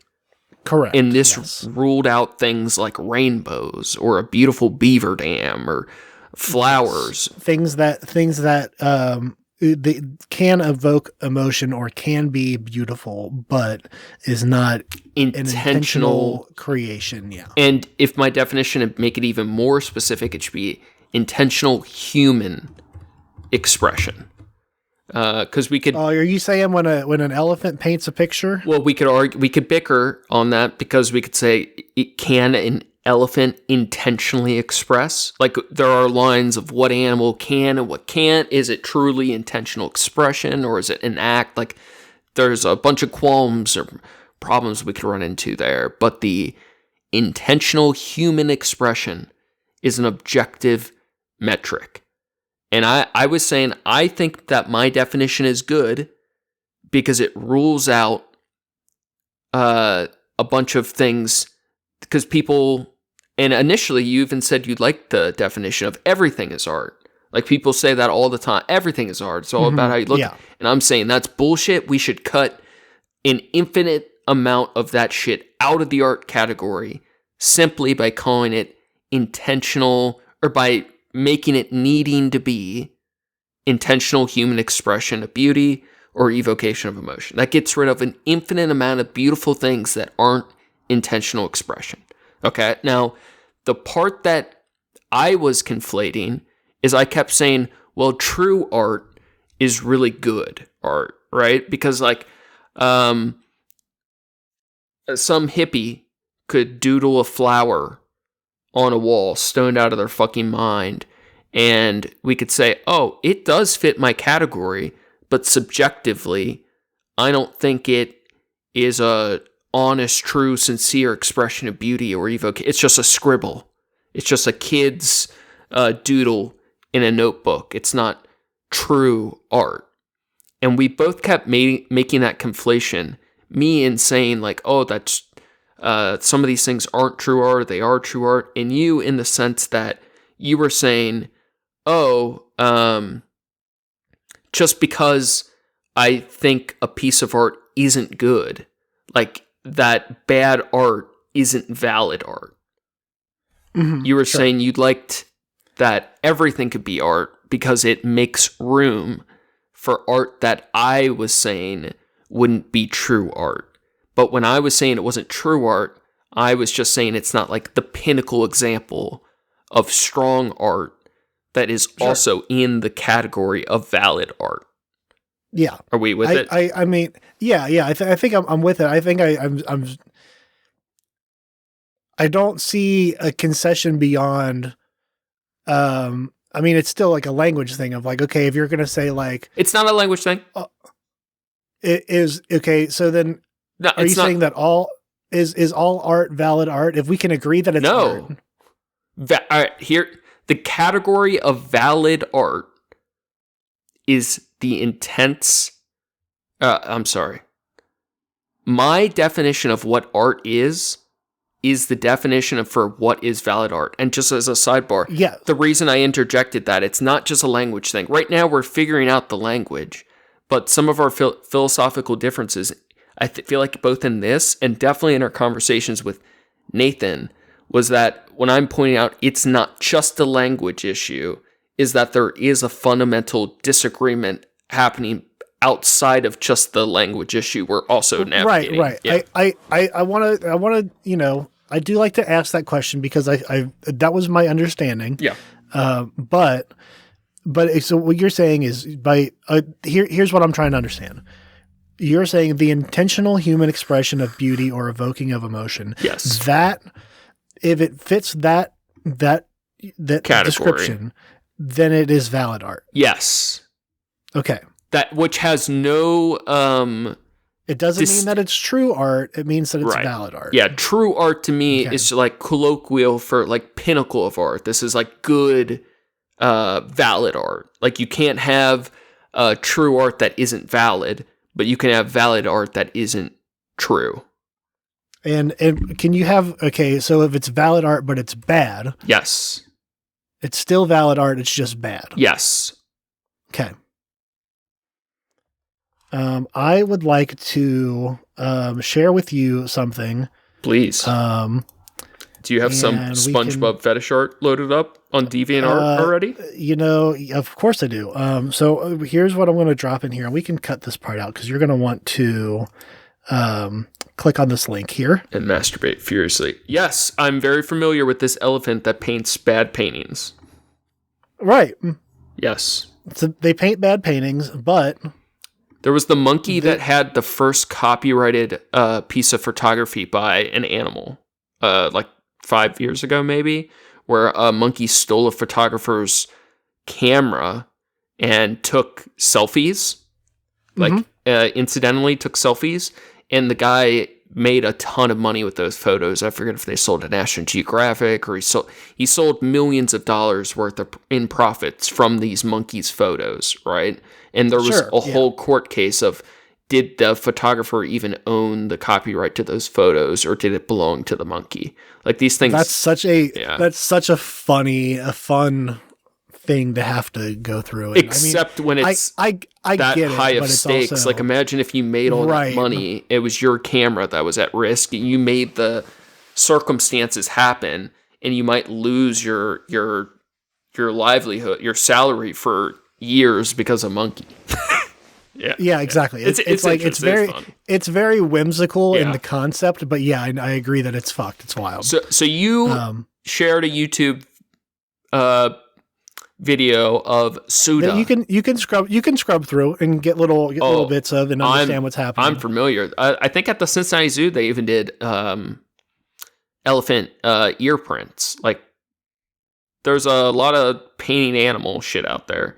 But what is the question? Are you saying, does it not fit my category?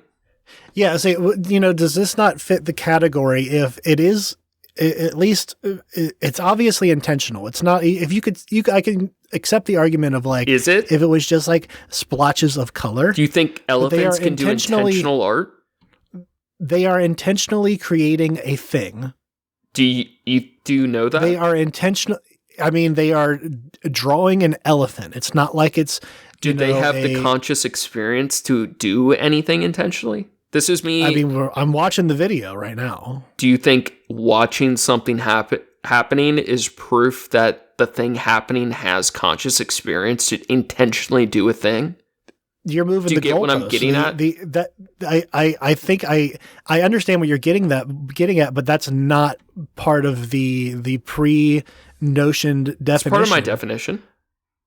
You said human, and I'm challenging that. Okay, that's fair because this is you're added, correct. You added human today. Yes, that was an amended on the fly update to the definition at the intentional human expression and of beauty or evocation of emotion. I don't know if I am. I don't know if I have strong conviction to it needing to be human. I don't know.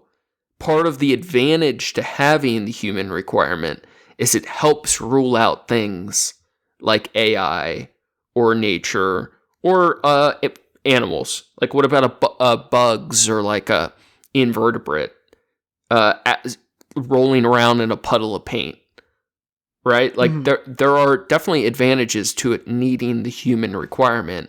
And for me, it's not that I think of humans as a type of animal. I have it tattooed on my fucking chest. I am a fucking animal, right? Yes, yeah. But there is clearly a difference in the kind or type of consciousness in the human animal compared to other animals. And I'm not convinced strongly, at least at the moment, right now, one way or another, on if an animal, even like an elephant that is a seemingly higher degree of consciousness compared to most animals, if they are able to intentionally express beauty. Like there are so many questions at play. Is the animal expressing themselves, or are they reproducing a thing? Are they following an order? Is there true expression? I don't think they're evoking emotion, but are they expressing themselves, or are they performing a task by a master? I feel like those are hard questions to know. I'm not like, I don't have a strong opinion at the moment. I think I could fight both ways if I had to. So here's where I might push on another piece of it. So there's part of your definition here is there's a strong word doing a lot of lifting. It's or the intentional human expression of beauty or evoking of emotion. So if you don't consider it to be an expression of beauty, if it's an evoking of emotion. Let me ask this. First of all, do you think that you need to feel a certain emotion about a piece for it to evoke an emotion? Well, now Period. we might be getting more into, I'm kind of joking. In a way, your initial point, like this could be a language issue, because this could be a syntax thing. I don't know if I'm even using syntax correctly. But the evocation of emotion, to be done intentionally, is an act, right? Like if I'm intentionally evoking something from a person to get emotion out of you, okay, I so had to intentionally do a thing. The expression. So the concept is that you're saying that I'm pulling emotion out of the viewer. When you set forth to make this painting, or at some point during its creation, you decided that what you want this final product to, you want to convey to someone is you want them to feel a certain way about a thing, even if it's not a certain way. I want them to feel something. You want them to feel something. Okay. So then I can work with that. I can work with that understanding of it. And my point here is I think that not necessarily that I have the right definition, but that everything is art is wrong, and it is not the right definition. And mine can be workshopped, or there could be better. I've seen a lot that I disagree with, even like other philosophy people, but I feel like it does matter, especially as we're entering into this era of AI. Like, there are so many people that are new tech artists now, right? There are expert prompters that are making things that maybe surpass, like purely in aesthetics, the average sincere artist or trained artist or technical artist. But what they are doing is not necessarily, it can be, but it is not necessarily the intentional human expression or evocation of emotion. Like, they aren't making the creative decisions that in totality are creating an intentional expression of their own. Okay. But I feel like the main goal of having a better category of art that, like, I think you, like, largely agree with it, but you were very tepid on my definition stills. I just really want to rule out the idea from smart, capable people such as ourselves that anything can be art. Sure. So here's I think where a lot of my position comes from. And I think this is going to be upsetting to hear. You wanted room for bad art. No, it's not even that. Here's really, I mean, here's where my thoughts on it are. Okay, sorry. Part of it is more that it's not in my life and what, like, I deal with. It's so kind of like, it's not a huge issue to me. It's not a thing that I'm concerned about. Coming from your perspective, I mean, it's not enough of a thing of, like, I don't know. I feel like the idea of, whatever you can call it art, but it still sucks. It's whatever. It's that doesn't, like, it doesn't bother me enough to concern myself with it any deeper than that. Please, on a general scale. Please expand, and then I'm going to offer a counterpoint when you're ready. Let me know. Okay. So what I think the bigger part here is that, like, okay, art definitely has a lot more of a day-to-day meaning to you. Emotionally, mentally, like, this is something that you think about a lot more, and that's something that you do, like, on a especially on a traditional art level. That's something more that you, sure. Yeah. It's more of what you consider. And I can see where it obviously does and should make a difference to you on, like, I don't really have a good equivalent to equate it to. I think, food is different. Food is like, there's just a lot of different food. And sometimes it's like, it doesn't taste good, or sometimes, like, the preparation's bad, but it's like, I don't feel like it's less up to interpretation, or it's less up to, there's, like, there's a lot of subjective stuff. Don't get me wrong. Let me know. But there's some stuff, it's like, if it's bad, it's because it was done poorly or not done right or something, what I'm getting at is that, like, I mostly agree with you. But you don't feel it as, I understand where you're coming from. I don't think you've made you've said anything that I'm, like, strongly feel against. But I think I like to challenge it in the way of, like, I think you did kind of solidify, because part of the evoking of emotion thing for me was, I was considering, like, okay, if someone is testing out their, spray paint on a building, they're not really even doing anything. They're just, like, clearing it out or something, and it makes a mark that they, on the building, whatever. A little happy accident, Bob Ross moment. Exactly. Yeah. But it's like, to them, it's nothing. It's like, just kind of clearing out the paint, the stem. And then someone else walks up and they see it and they're like, wow, this actually meant something to me. Yeah, it's beautiful. This evoked something in me. It's like, does that then make that art because they see it that way? I don't think so. I can concede. I can concede that. I think I understand. I think things can be beautiful, or it can still seem to be art to a person. Or like often, even if we look at the grammar or the language, some people will often say, I think that's art, right? They'll even give it away in how they describe what they're seeing. That is art. That paint spill, that's like art. That's beautiful, right? Like I feel like these things are telling. Maybe it is art to the viewer, but it doesn't mean it is valid art by the person who made it. It can be artistic, even, and but also, I can work with that idea also because there is a. I'm trying to think of the better way to say this. There is a.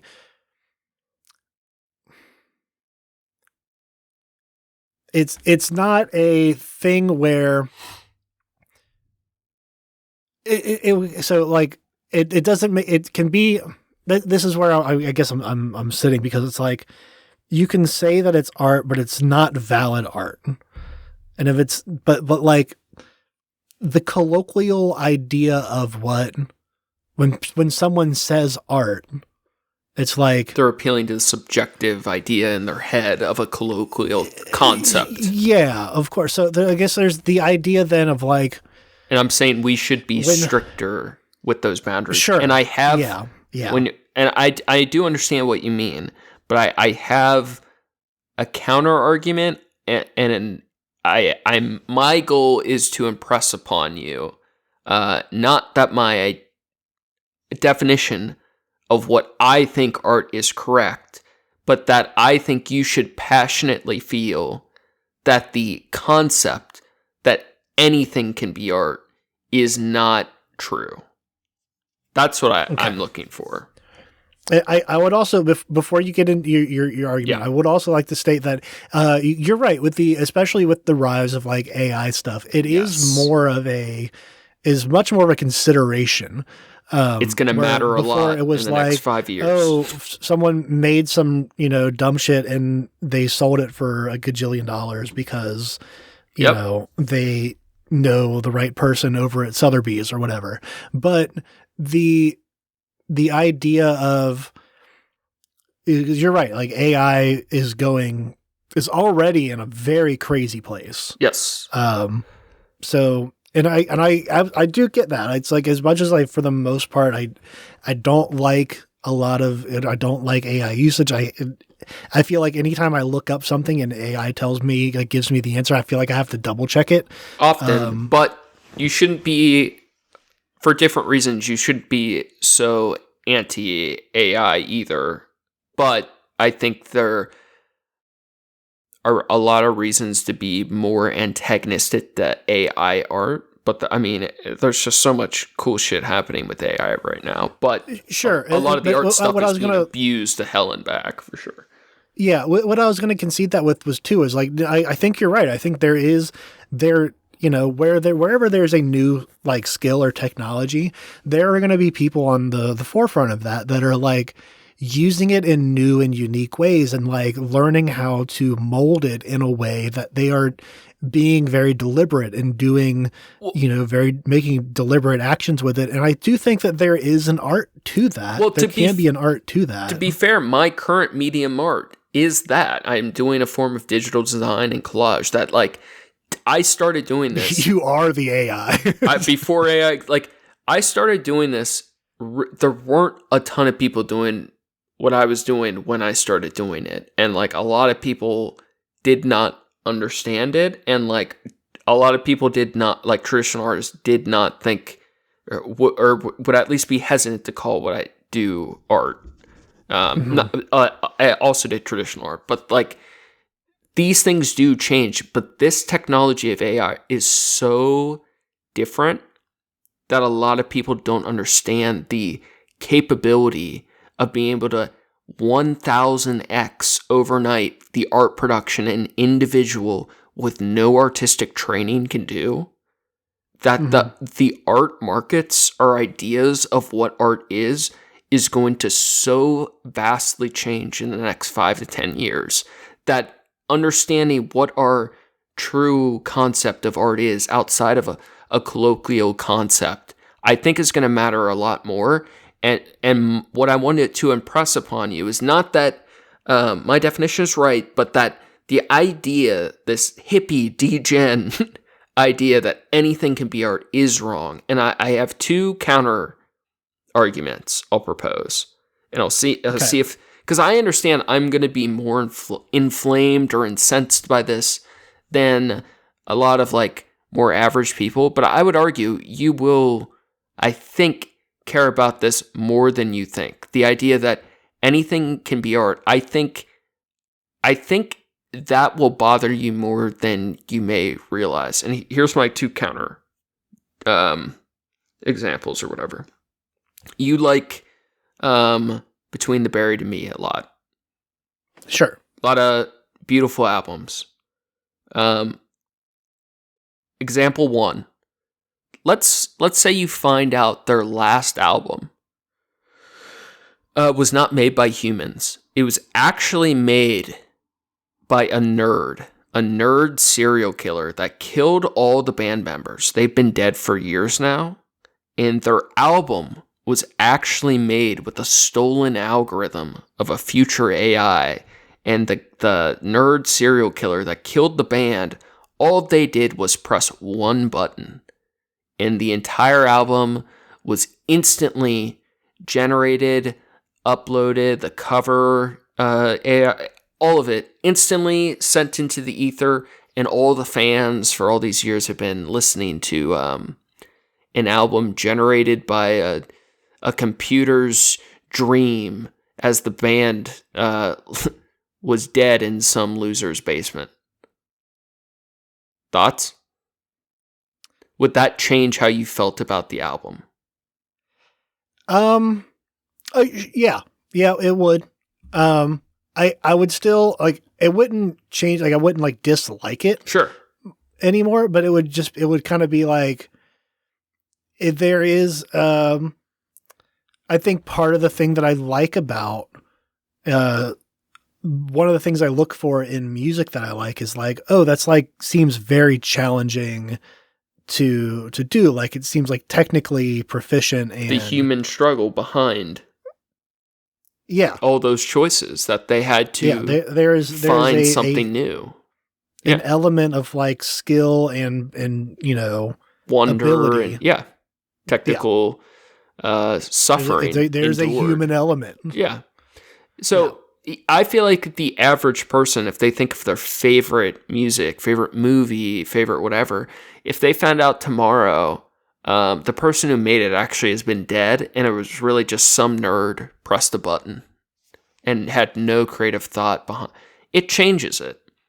It doesn't mean the thing is inherently valueless. Like, we could still say that Beaver's Dam is beautiful, or it is like art, or it is, if enough decisions were made, like the AI was the tool, but they made enough intentional decisions that it is still could be valid, but maybe it's a lesser, it's not the true art, it's like lower on the spectrum, right?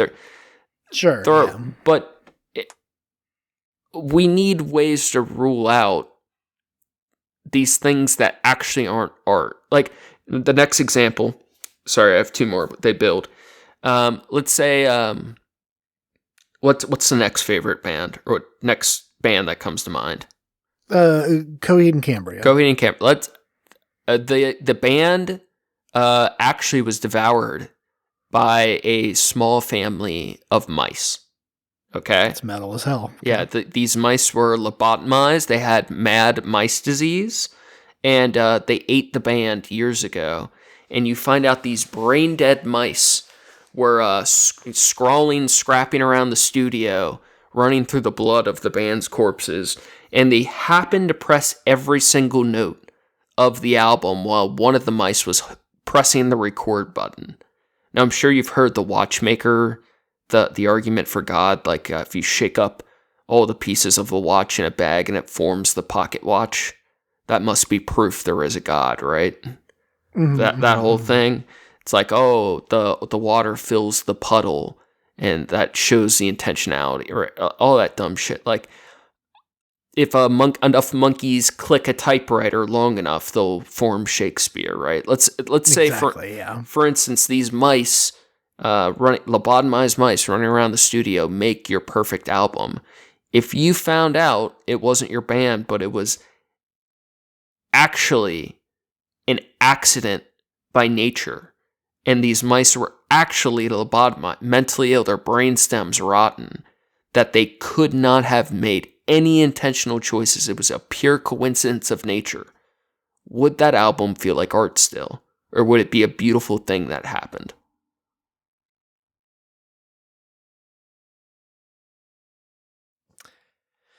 It would be a beautiful thing that happened. I can give you that. I mean, it does. I think there is a level of. I mean, this is not the question at all, but like, there's with the wild hypothetical, there is the idea of like this actually makes it more impressive in some ways. Sure, yeah, it's like it's miraculous, yeah.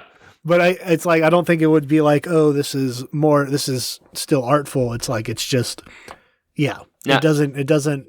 I can see that it strips that quality away. Now, my previous two examples were more on the hypothetical extreme, right? Like, all these things, of course, they might fall outside of art, but these are pretty extraordinary circumstances that aren't that likely. And if it was a more reasonable situation or hypothetical, I would be more inclined to call these things that I not now, but maybe if it was more realistic, I could call them art or closer to art, right? Sure. Now, I'm going to ground it in my third example. I got you to agree to the first two parts, the first two nails through your wrist. Now, the third nail is the headshot, okay? Okay. How do I phrase this? We both liked Arcane, right? The show. At least, I'm not crazy about the story, but the artistic evolution of style, both from a purely artistic aesthetic point of view and the technical evolution in the realm of digital animation, was extremely impressive, right? Like, this is a show probably made for people younger than us, but I consider it to be valid art, for sure. True, yeah, sure. And much of it is incredibly beautiful, right? Now, the other examples of lobotomized mice, or whatever the fuck the first one was, these are more extreme. Now, what if I told you, do you know what Nana Banana is? Nana Banana? Nano Banana is one. It's one of the AI art models. I think Google might have bought it. It was a US-based one. Just this week, the Chinese AI companies released two new AIs that are 4K image and video that create sound. You can upload images, videos, or audio to generate off of, and you can do continuous storylines and storyboarding that are creating video scenes, some of which are indistinguishable from movie quality, that pass the uncanny valley. And as an artist, not everything, but much of it I could not tell is AI at all, and the quality is 4K, big images and video, indistinguishable, right?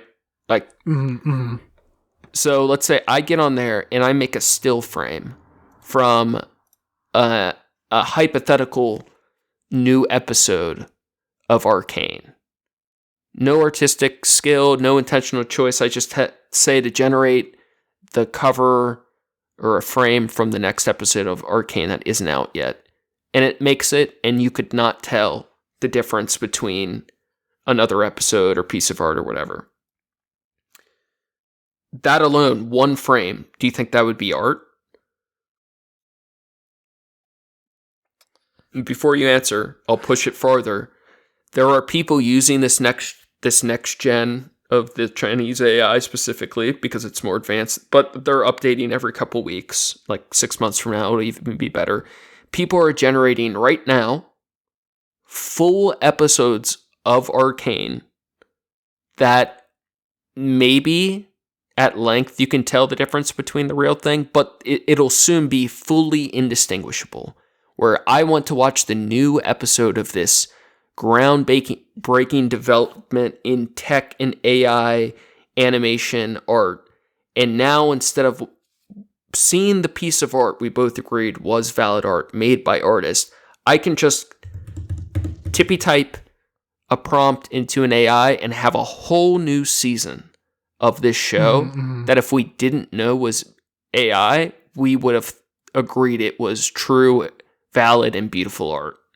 And now someone with no artistic ability, no creative decision making, because it's all been trained off stolen data of the artists who made that show, can just generate new versions of it that can potentially be as good as the original itself. If some nerd shows you the next season of this show, would you say it's art? No. That matters. I would say, right? Yeah, I would say if anything at that point, it's like, it's almost like a goofy, it's like a parlor trick. It's like hey, look what I can do. And it's like, but do you understand? I get where you're coming from with that. Yeah. But do you understand what's going to happen in the next 5 years? I mean, yeah, they're already doing that. It's already been a consideration now of like the heat death of believing what you see, online, especially, but like people showing you things or like uploading, what's it, so-called studios producing, shows to sell to Netflix or whatever. Can and I it's push just one person with a gen or, like trying to like, can I push generate shit? One more layer? So sure. You've watched thousands or whatever episodes of Dragon Ball Z, your favorite shonen animation, right? Yeah. What if I tell you in the next 5 to 10 years, there will be thousands of new series, episodes, versions, cross platform, whatever versions of Dragon Ball that you can watch, because people can generate as much of it as they want, even to the point where you could get on social media and you're just generating your own versions every time you want to flip through your favorite show, where making the story, making the art won't matter anymore because we have our own custom versions of whatever we want.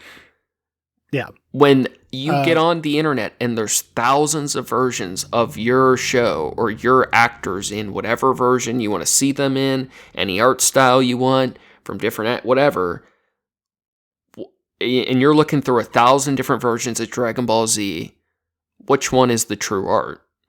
I feel like that matters, and we're on the verge of that, but it already is happening, and I feel like what we consider to be or to not to be art, even if you're like less inflamed by it than I might be, and I'm not like fighting this so much of this. I feel like I just understand it fairly well, but I see so many artists around me online that just don't know what's happening in a lot of ways, and the idea that everything can be art is like poison when we're walking into these new rooms of all these things that might hurt us while we ignore like the people that actually made it, in a sense. Yeah. Especially now, I can absolutely concede that it matters now more than it did, even like 15, 20 years ago. Because we're not worried about lobotomized mice accidentally making albums. We're worried about robots that are stealing, based off humans doing it. They're stealing a whole art set of data or whatever and making their own hallucinations of it because other people are telling it to. And we're going to have to decide what is the art that we value. I could say all these other versions of Dragon Ball are like beautiful things, and maybe some of it feels like art. Maybe some of it, there was enough intentionality or expression of beauty or evocation of emotion that maybe some of it does cross the barrier into art. But that like sloppy or recklessly made, uncreatively informed choices of AI slop, we need a way to rule this out the same way we need to be able to rule out a can of spilled paint by a rat or a rainbow over a beaver's dam or whatever. We need better categorization of art for sure. That's incredibly fair, and I believe with I agree with you. Base. We got there. We got there. We did it. I will say I probably would be watching some of that DBZ content if it was good. Fuck yeah. And I probably wouldn't be all too upset about it, but I do acknowledge the difference between like, oh, this was, I mean, there's already like a there's been a long running like fan made CGI for sure thing that's been going on with it. But and that almost certainly falls into the category of valid art. But when that fan CGI made version is just a hallucination of a person who made no artistic decisions and used a machine, I don't know if it will be. And I think we should be able to rule out those things if they're not. Sure. All right, hell yeah. All right. We're already gone later than we should. Do you want... It's up to you. We can close out, or we could watch 5 minutes of this clip and go out with a bang. It's up to you. Watch 5 minutes of clip, and then how long are we going to yap about it afterwards? No, we'll just close right after. Okay. I'm down. All right. It's under C. Now, this clip, we're going to load. We'll do a 3, 2, 1 clap. This is, fuck, I don't even know if the context matters that much. It is, representative. Fuck. It is a heated moment erupted in a House Homeland Security Committee hearing when Representative LaMonica McCliver questioned the ICE acting director Todd Lyons and accused the ICE agency of being rogue and out of control. Now, we talked about ICE earlier, but what we're going to see in this video is not just how we should attack ICE, but how we should attack all of the religious zealots ruling our government. I'll leave it at that. We'll watch till about the 5-minute mark. There's a good closing line, and we'll just go straight into a cold outro. What do you think? Sounds good. This is a beautiful video, a prime example of how we handle these religious cultists that have taken our government by stranglehold. All right, want to do 3, 2, 1 clap? All right, I'll let you count. 3, 2, 1. Boop. Gentlelady yields back. I now recognize the gentlelady from New Jersey, Ms. MacGyver, for 5 minutes of questions. Thank you, Mr. Chairman and Ranking Member. Mr. Lyons, as the senior official lead in ICE enforcement, much of today's scrutiny falls on you, and it should. That's our hero. We have seen repeatedly that Republicans, Trump administration, its DHS, and your agency will do absolutely anything to avoid answering for your actions. When I showed up to inspect Delaney Hall, a private prison that you contract with, ICE tried not to give us an oversight tour. Then, instead of taking accountability for ICE's attempts to keep us from seeing this facility's conditions to know if people's basic rights were being upheld, this administration is doing all they can to try to put me in prison for 17 years. She's been indicted on charges that could range to 17 years in prison for inspecting an ICE facility, by the way. Wow. When ICE shot and killed Renee Good, Kristi Noem called her a domestic terrorist. When Alex Preddy, you all tried to tell us he was threatening officers with a gun, but all we saw was a phone. This administration's clear lies fell apart, not because someone had a come to Jesus moment, but because we saw these murders from every angle. True. You are only here because public outrage has become so unavoidable. True. You are here, Mr. Lyons, because white people are getting shot in the face and chest when the cameras are rolling. Not gonna lie, she hit Because that white a now little my hard, but Republican true. colleagues care about optics. But when Keith Porter Jr., a black American we'll let it citizen, pass. a son, We'll let a it pass. father, and a man loved by many was killed by an off-duty ICE agent on New Year's Eve, there were no hearings. So this is for him today. In my district, Jean Wilson Brutus, a Haitian immigrant, a beloved family man, died within 24 hours of being in ICE custody. He is just one of more than 30 people who have died in ICE custody last year. This is for all of them. Every human being your rogue, out-of-control agency has hurt, hunted down, imprisoned, killed, and continue to hold hostage even after they have agreed to be deported. We know this administration doesn't care about protecting people or sparing lives. We all see so plainly what you are doing, what you have been doing to Black and brown folks, immigrants, people silenced in the shadows, now in broad daylight to people peacefully rejecting your cruel agenda in the streets, which is their right to do.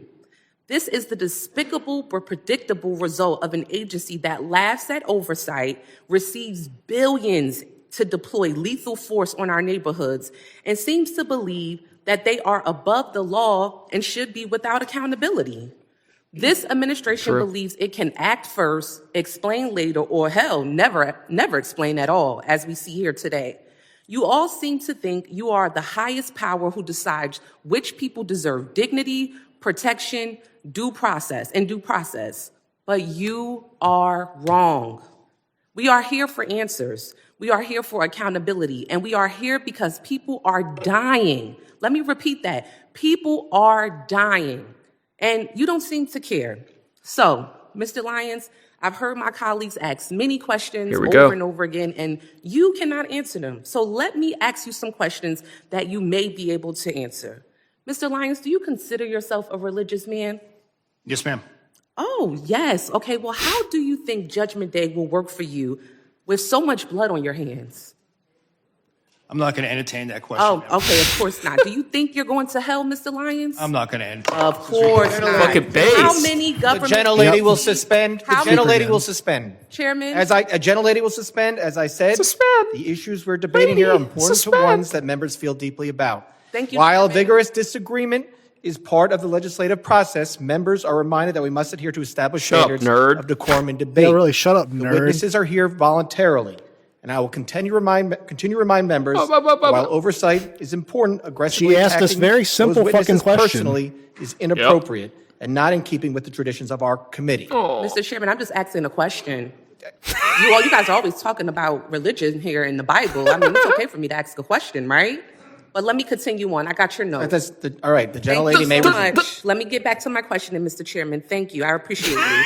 How many government agencies, Mr. Lyons, are you aware of that routinely kill American citizens and you still get funding? Ma'am, I'm not going to entertain that. Of course you're not. Exactly. It's a super solid Exactly. question. Once again, questions that you cannot answer. And that is exactly why, Mr. Chairman, and to this committee, to my colleagues, and to my colleagues across the aisle, this is exactly why we should not be funding this agency. The people are watching you. They are watching you. And this is why we need to abolish ICE. With that, I yield back. Thank you kindly. Gentlelady yields back. I now recognize. And scene. Yeah. God damn. Super, super well put. All these Christian fascist losers at every opportunity should just be asked over and over again if their soul will be damned to hell. Yeah. I agree. That's a good attack point. Fuck them. Make them. In the moment, they might be strong about it, but you know they're going to think about that shit at night. If they're actually a believer, At least done with confidence, I feel like this made them look so weak and hypocritical. Like, for sure. all the ICE criticisms here equally as valid and as important to build up the case of why they are poor Christians, why they are a shame to their fake religion. But to be able to capitalize it on the hypocrisy and the eternal judgment they should be facing for their sins, I feel like it's just should be done relentlessly. This is like the exact. I don't know much about her. There might be plenty of things I disagree with her about. I have no idea, but this energy of how we attack these Christo-fascist losers. It should be relentless like this at every opportunity. 100% fully agree. Fuck yeah, man. All right, cold outro. Get us out of here. Thanks again for listening, everybody. Thank you to Approaching Human for the use of his music. You can find his work on SoundCloud at Approaching-Human. Thanks, John. Make sure to check out the show page at Trash Cats Trashcast on Jesus. I don't ever fuck that one up. Make sure to check out the show page at Trash Cats Trashcast on Instagram for news and art from the show. Check out Facebook for the memes. For the memes support, you can check out my trash yard on Instagram at SkySXSKYZ6. Got a couple of fun and big episodes on the way, and really appreciate you guys. Hope everyone's hanging in, making it through winter, finding some sun-spotted cats soon, and wish you the best. Thank you guys. Fuck yeah, that's going to be all for us today. Stay classy, eat trashy. Go fast, eat trash.